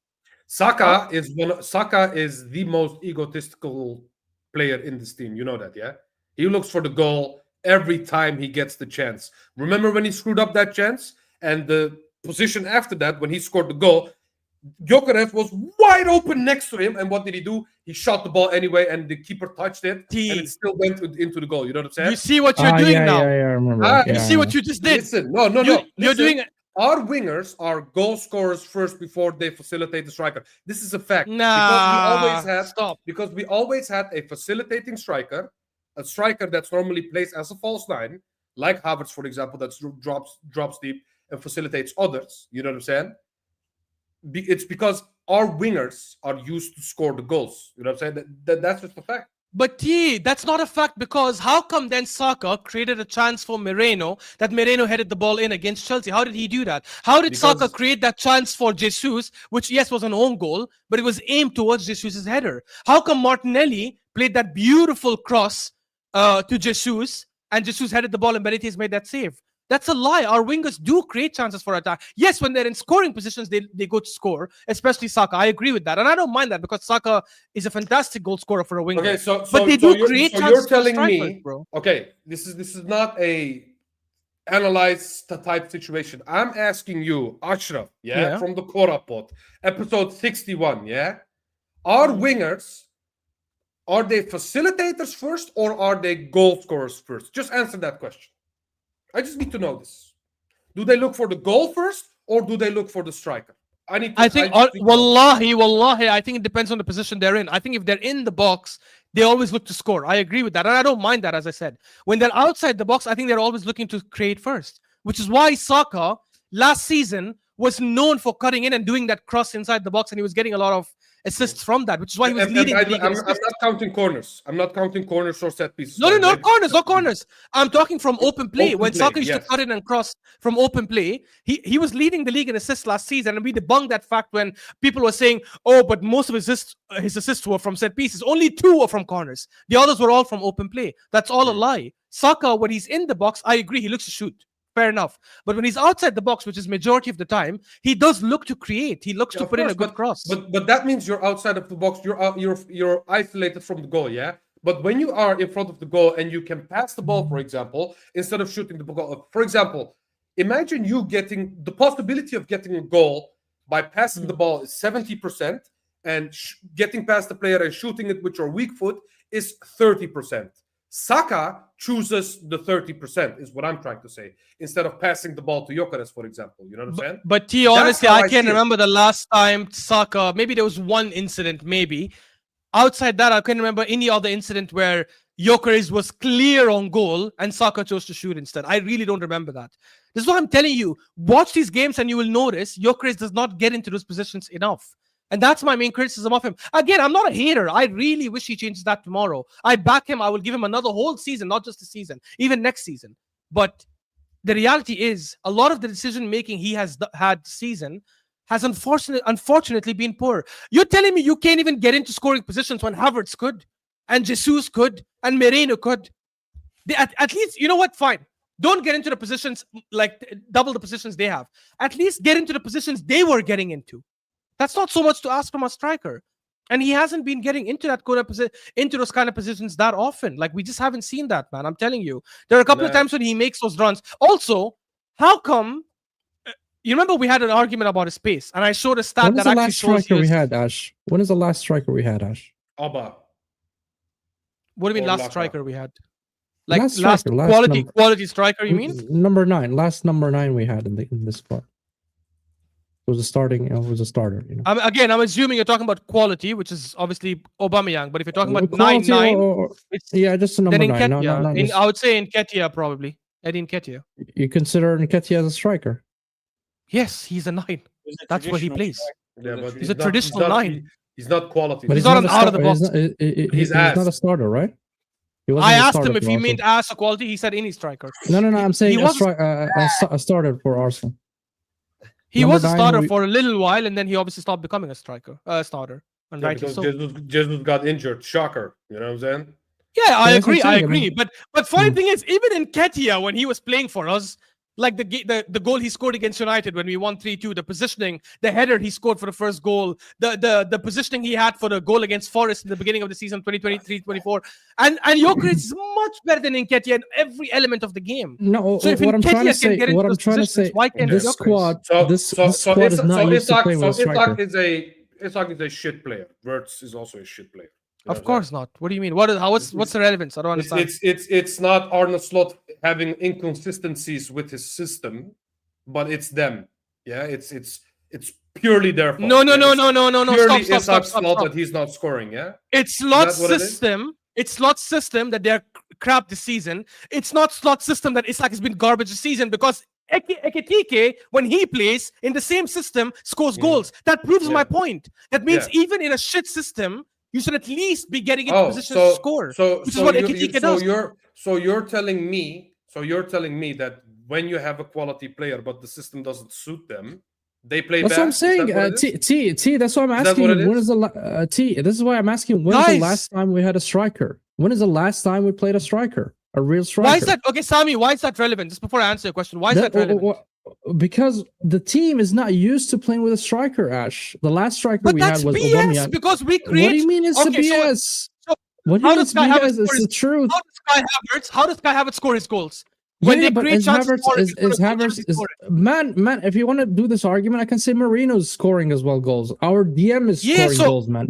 So how do they get into positions to score when they play striker? What I'm trying to say, once you have a real number striker and you're used to playing with a striker, then you would have seen a different performance from the team. Explain to me the difference. So, for example, Arsenal now are playing with Havertz on top. How do they play different? If we had Özil in this team, if we had Özil in this team, Gyökeres would be on double digits. That's all I'm saying. No, he wouldn't. That's all I'm saying. No, he wouldn't be, guys. Yes, he would. Stop it, bro. Easy. Guys, you're really trying to I see what Ash is saying. exonerate him. I see what Ash is saying. No, I'm saying it's 50-50 between Gyökeres and Arteta. I told you this. Bro, all of Havertz's goals for us and Moreno, all of Havertz's goals and Moreno's goals for us are in front of the goal. When they play striker for us, let's say when they start as the number 9 for us, they don't score goals from outside the box. How many chances they did he don't miss? dribble past 7-8 players and score. How many chances did he miss? A clear-cut chances. Gyökeres. That's what I'm blaming him for. I'm saying he doesn't get in positions in the first place. I don't know, but he doesn't get into positions to score them in the first place. That's the annoying part about him. I actually think if he gets into those positions, he will finish his chances. I believe he's an elite finisher. The problem is he doesn't get into those positions. But you are saying that's purely his fault. I am saying I'm saying that's primarily his fault. Yes. I am saying a big part of why he doesn't do that is because Arteta makes him drop to the wings and drop in the midfield. He doesn't say stay up front and purely receive the ball. He doesn't say that, bro. He doesn't say that. You know why how many times has Gyökeres ran to the wing and did stuff that he's not supposed to do? First of all, he runs to the wings, and lots of people have said that even watching him from Portugal. Again, I don't know because I haven't watched him, but I'll take their word for it. A lot of people say that because he prefers coming in from the wing sometimes. But let's leave that to the side. I want to understand how come when Havertz plays for us up top, or Moreno plays up top for us, or even Jesus, how do they get into scoring positions? And I don't mean scoring positions from outside the box. No, okay, what does the system do that tells Jesus or Moreno or Havertz be in front of goal? What Jesus and Moreno can facilitate is the false 9 role. Gyökeres is an out-and-out scorer. How does that help him get into scoring positions? In the build-up or when attacking, for example, You know where the Yeah. players are going. You know where the ball is going to land. You know where the player is going to pass that ball. You know what I'm saying? Gyökeres, for Okay. example, he has different instincts. He has different mindsets at that moment in time. Gyökeres is just trying to get open, scoring goals. Merino, for example, in between that build-up, he creates a space for himself to shoot the ball to the goal, for example, because he knows the system at the back of his head, just like Jesus, for example, because they are used to playing this false nine type role. You know what I'm saying? But that's not true because Moreno only started playing striker for us. Yes, but He wasn't playing like that before yes, us. but okay, but Havertz, for example, was also a midfielder. He was also made a false nine type striker. A lot of midfielders, attacking midfielders, can play false nine. We have seen those a lot. You know what I'm saying? But an out and out striker like Gyökeres, you just need to make him a nine. This whole false nine shit. This whole facilitating. So the Moreno goal against Chelsea, it doesn't work for a striker like him. But that's BS because the Moreno goal against Chelsea, what does that have to do with? He knew that's a striker's position. He knew that there's a winger trying to take on Koora. He's like, if this winger takes on his fullback, he's gonna cross the ball in. He stood in the right position and he got the ball. He headed the ball in. That has nothing to do with system. That's a basic striker, not even instinct. That's basic striker learnings when they're young. When the ball is at the wings, you make the right run.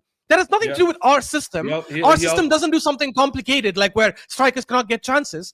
Havertz used to get in front of the box and either score or miss sitters. We used to criticize him for missing sitters, but the point is he used to get into the box. That had nothing to do with he knows our system.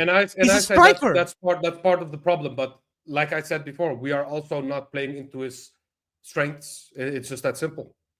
I don't think that's okay. But making him do stuff that Havertz and Jesus do, it's not the smart thing. But we're not, though, T. We're not. We're literally, when he plays on the pitch, his job is to get into positions to score, which is why a lot of times when we have the ball on the wings, we try to put in crosses. That's supposed to suit him because he's that kind of striker. He doesn't get into those positions. Again, the Villa game is a perfect example.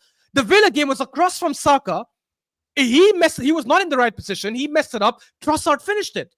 What is Saka supposed to do there? He crossed it in. He's expecting a striker to finish that chance. I guarantee if Moreno was there, he probably would have finished it. That has nothing to do with the system that we are playing. He's not making those right runs many times. You can't say but the striker has to know our system. You are just giving examples of a point that I agree with you. I agree with you that Gyökeres sometimes does stupid things. Like I said before, he needs to. No, you disagree because I'm saying most of the times. You're saying sometimes. I'm saying most of the times. That's where we disagree. I do believe that the majority is the system. I do believe that. Yeah. I don't know. Ash, because you don't. How do our other strikers get in front of goal? I'll tell you because when you buy a one stat. When you buy a muscle truck, bro. I've said fuck all. You guys have just spoken, bro, for like a good no. Just last thing. Last 5 seconds. Ash. So you don't come. 5 seconds. You don't come from scoring 100 goals in 2 years into this kind of form. You know, that's something you have to understand. So you're saying that's Arsenal's fault that he's not scoring. I'm not saying it's Arsenal's fault. I'm saying you don't come from scoring 100 goals to nada. Sometimes you do, Jackson.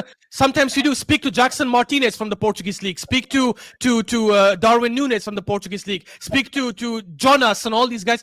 Even Núñez. I hope he's not like that. Was scoring. Even Núñez was scoring. You said a word, bro. You're talking too much, Sad. Stop waffling, bro. All right, go on, Sad. Sorry. Sorry, go ahead. First, what I wanted to say, I'm listening. I'm just changing. I think it's a bit of both, for me. I think it's finally somebody's saying, Gyökeres does need to get used to the way we play, but it's also I think the players around him need to accommodate him a little bit and pass him the ball a bit more. But now that I'm thinking about it, and now that Ash is explaining it, if Havertz and Marino, and even Marino, because I could understand if you say, oh well, Havertz knows our system, so he knows what kind of runs to make. But even Marino, who came in and was a player with us for only a few months, but as soon as you put him at striker, he knows exactly what runs to make. But that has to be a problem with your runs. It has to be. If you're not making the correct runs to be in a good enough position to score, it has to be your runs, because then it's not about building up. It's not about you taking a position from the right or from the left. This is just about you, like, getting into a position where you can score, getting into a position. If you see, because here's the thing for me, yeah, that I criticize. There's one thing that I want to criticize about Gyökeres, yeah, is that ball. Whenever Saka gets that ball and drills it into the box, it always goes into that same post, same place, opposite the near post. Off of his side, the near post, opposite that post, that middle area, that's where the ball always goes. So why does Gyökeres not go to that place? Why does he not build a home around that place and say, I'm always going to go there when Saka's got the ball, if he's making that run or if somebody's making that run? Because all they need to do is a low-driven ball. Gyökeres say, I'm always there. I'm always there. Let me make that run for you. I'm always there. Pass me the ball. And then he can get more chances. I know that they need to get the ball to him a bit more, but he does need to improve his making of his runs, because if he can't make runs, this is concerning. And I for me, when I wanted to get Gyökeres, bro, I'm expecting him to come in and start firing.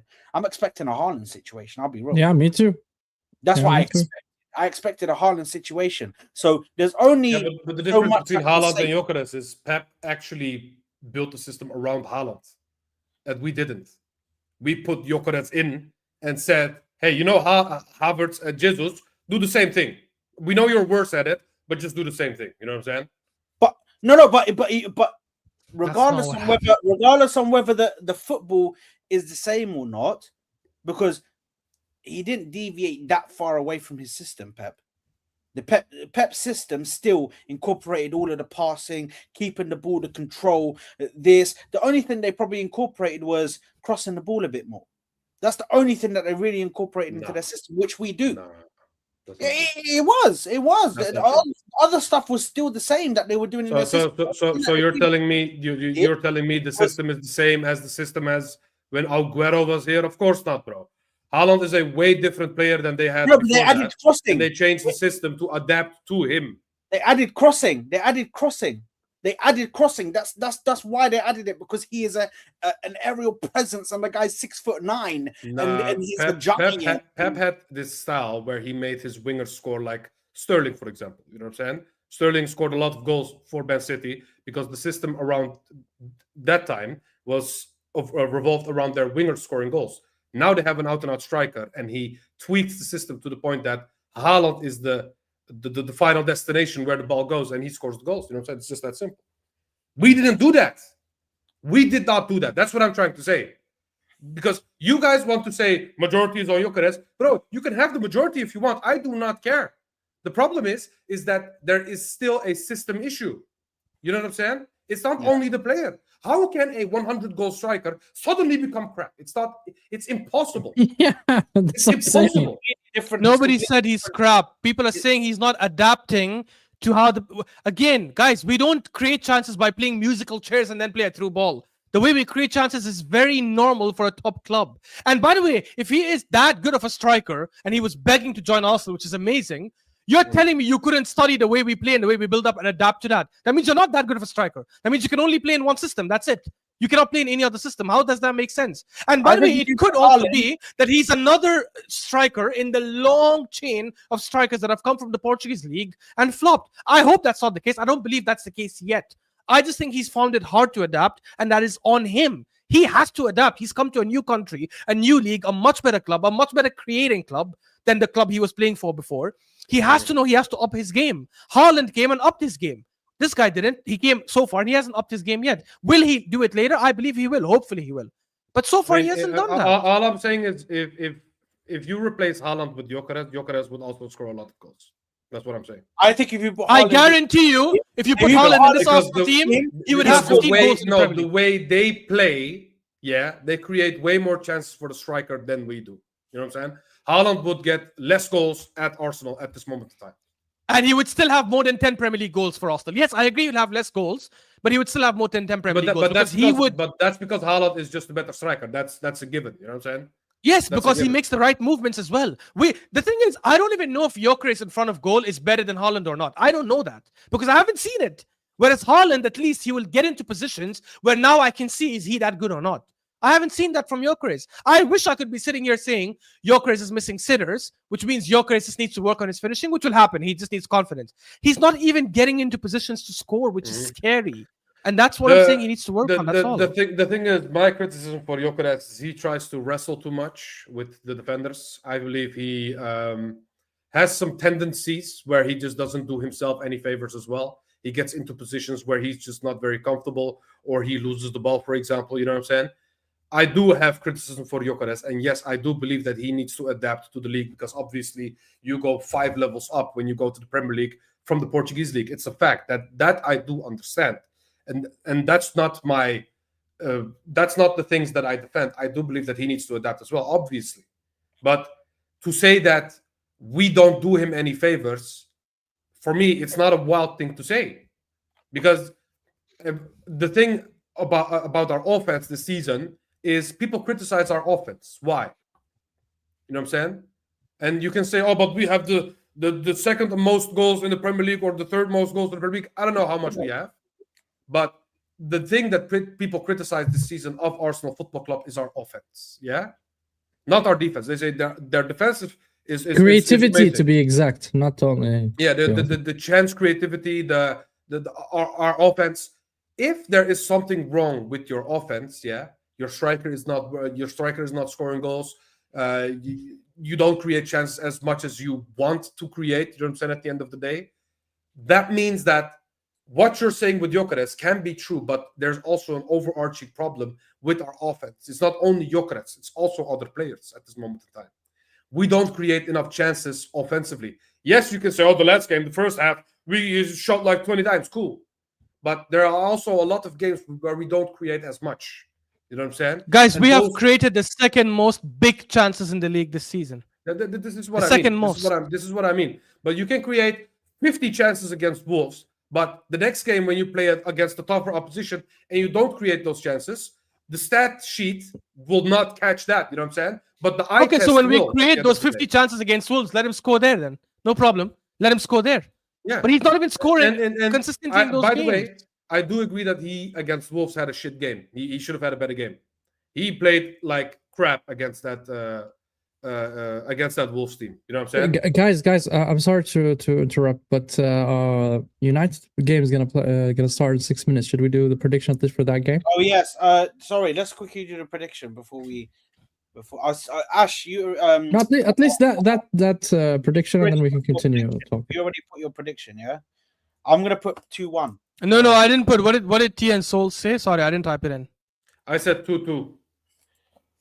T said 2-2 Desmond, and Soul said 2-1 United.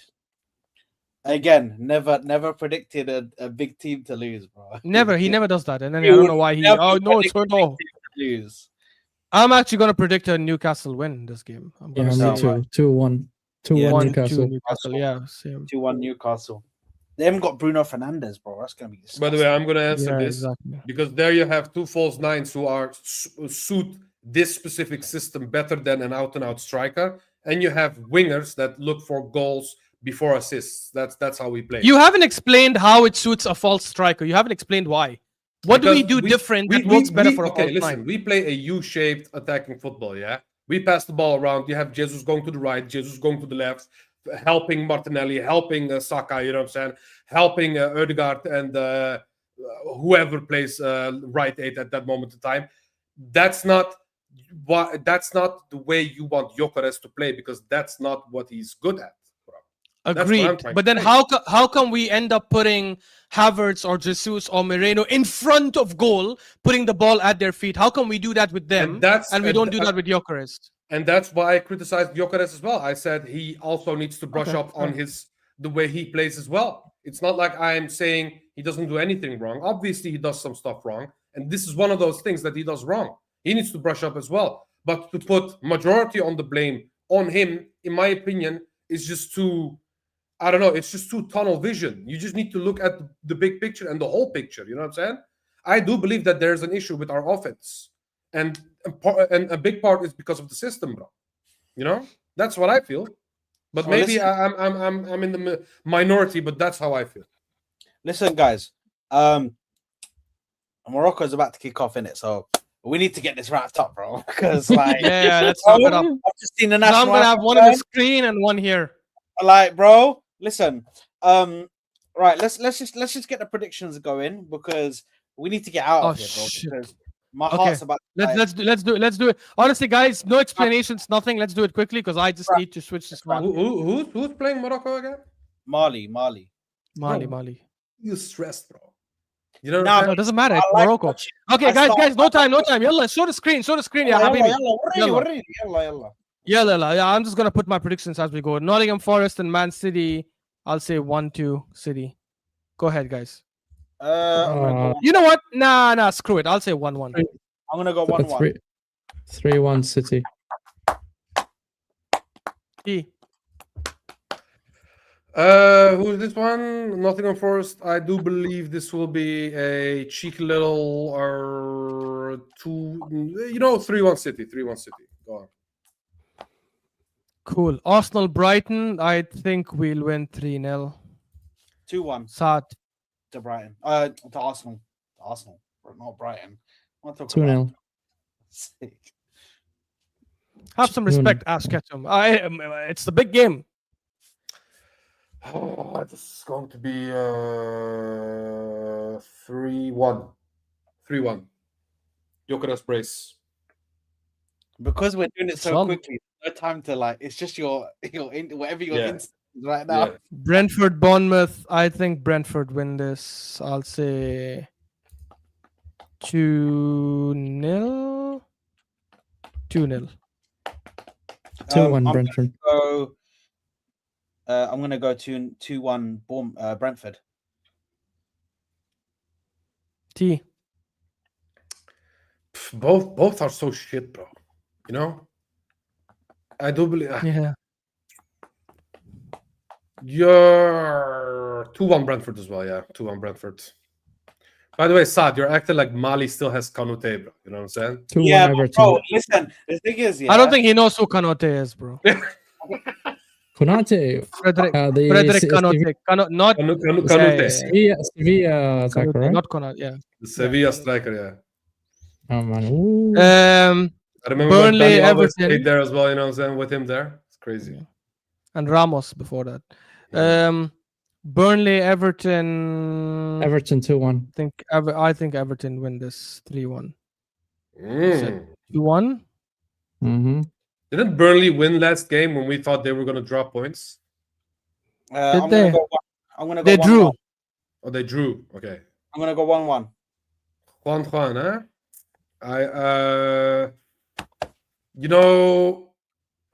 Okay, 2-1 Everton. 1-2. 2-1 Everton. Chelsea Villa. 2-2. Actually, you know what? No, I'll change my prediction here quickly. I'll say 2-2 here. You said 2-2? Wow, that's a big game. I think Chelsea win this game. I say 2-1. You know, I have that weird feeling as well, Ashraf. I'm gonna go 2-1 Villa. Yeah. Oh, okay. I think they continue their winning streak. Yeah, I think 2-1 Chelsea. They're gonna win, and their fans are gonna go crazy and say that they have the best players in the world in every position. The title race. But they're not in the title race. Yeah.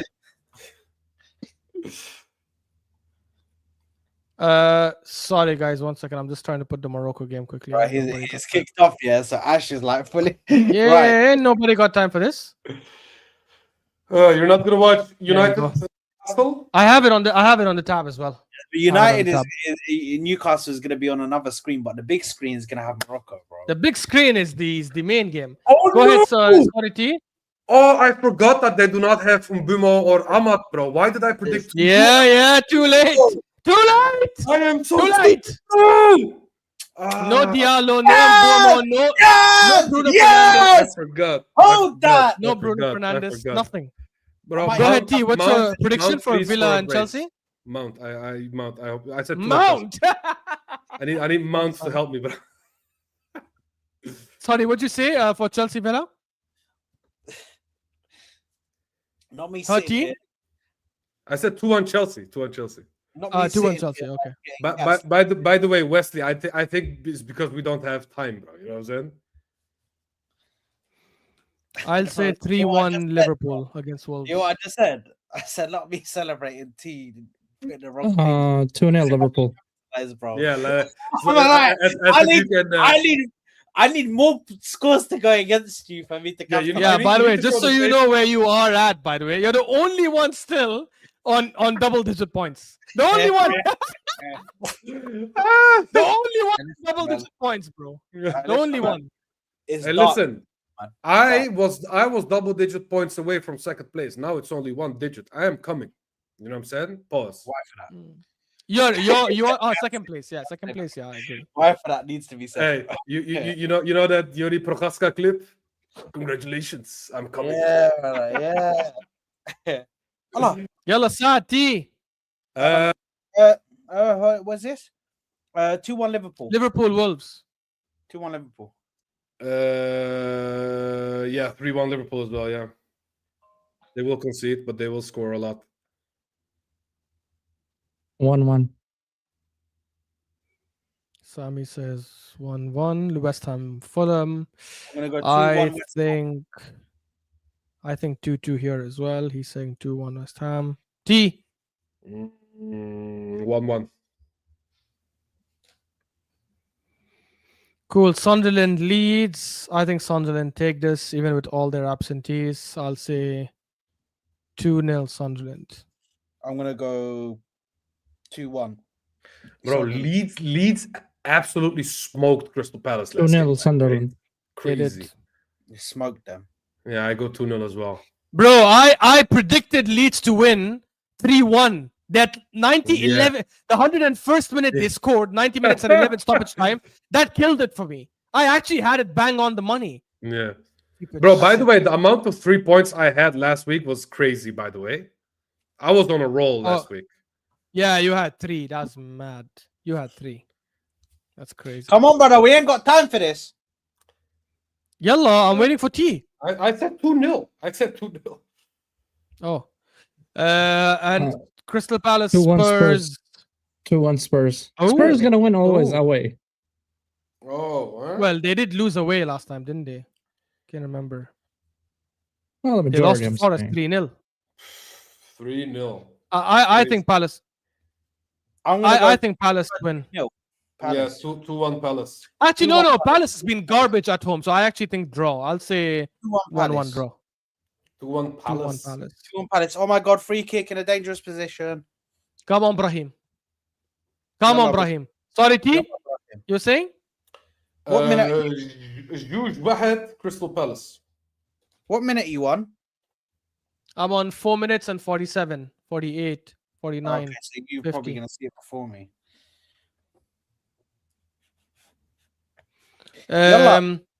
Okay, that's pretty much Yeah, it for the that's it. predictions then. Listen, big up to everybody. We need to get the hell out of here because Morocco versus. I mean, it's about to go mad. Morocco versus is kicked off. So listen, big up He to doesn't everybody. even know his opponents. Make sure to subscribe to the channel if you haven't already. We are out of here. Love for the love. Big up to Ali A. I'm sorry, Marco, I couldn't answer your question, but apologies, Marco. I'm really sorry about that. Sorry. But anyway, He doesn't want to go against Odegaard, that's why. yeah, big up to everybody. Smash the like button. Peace. Peace. Cheers.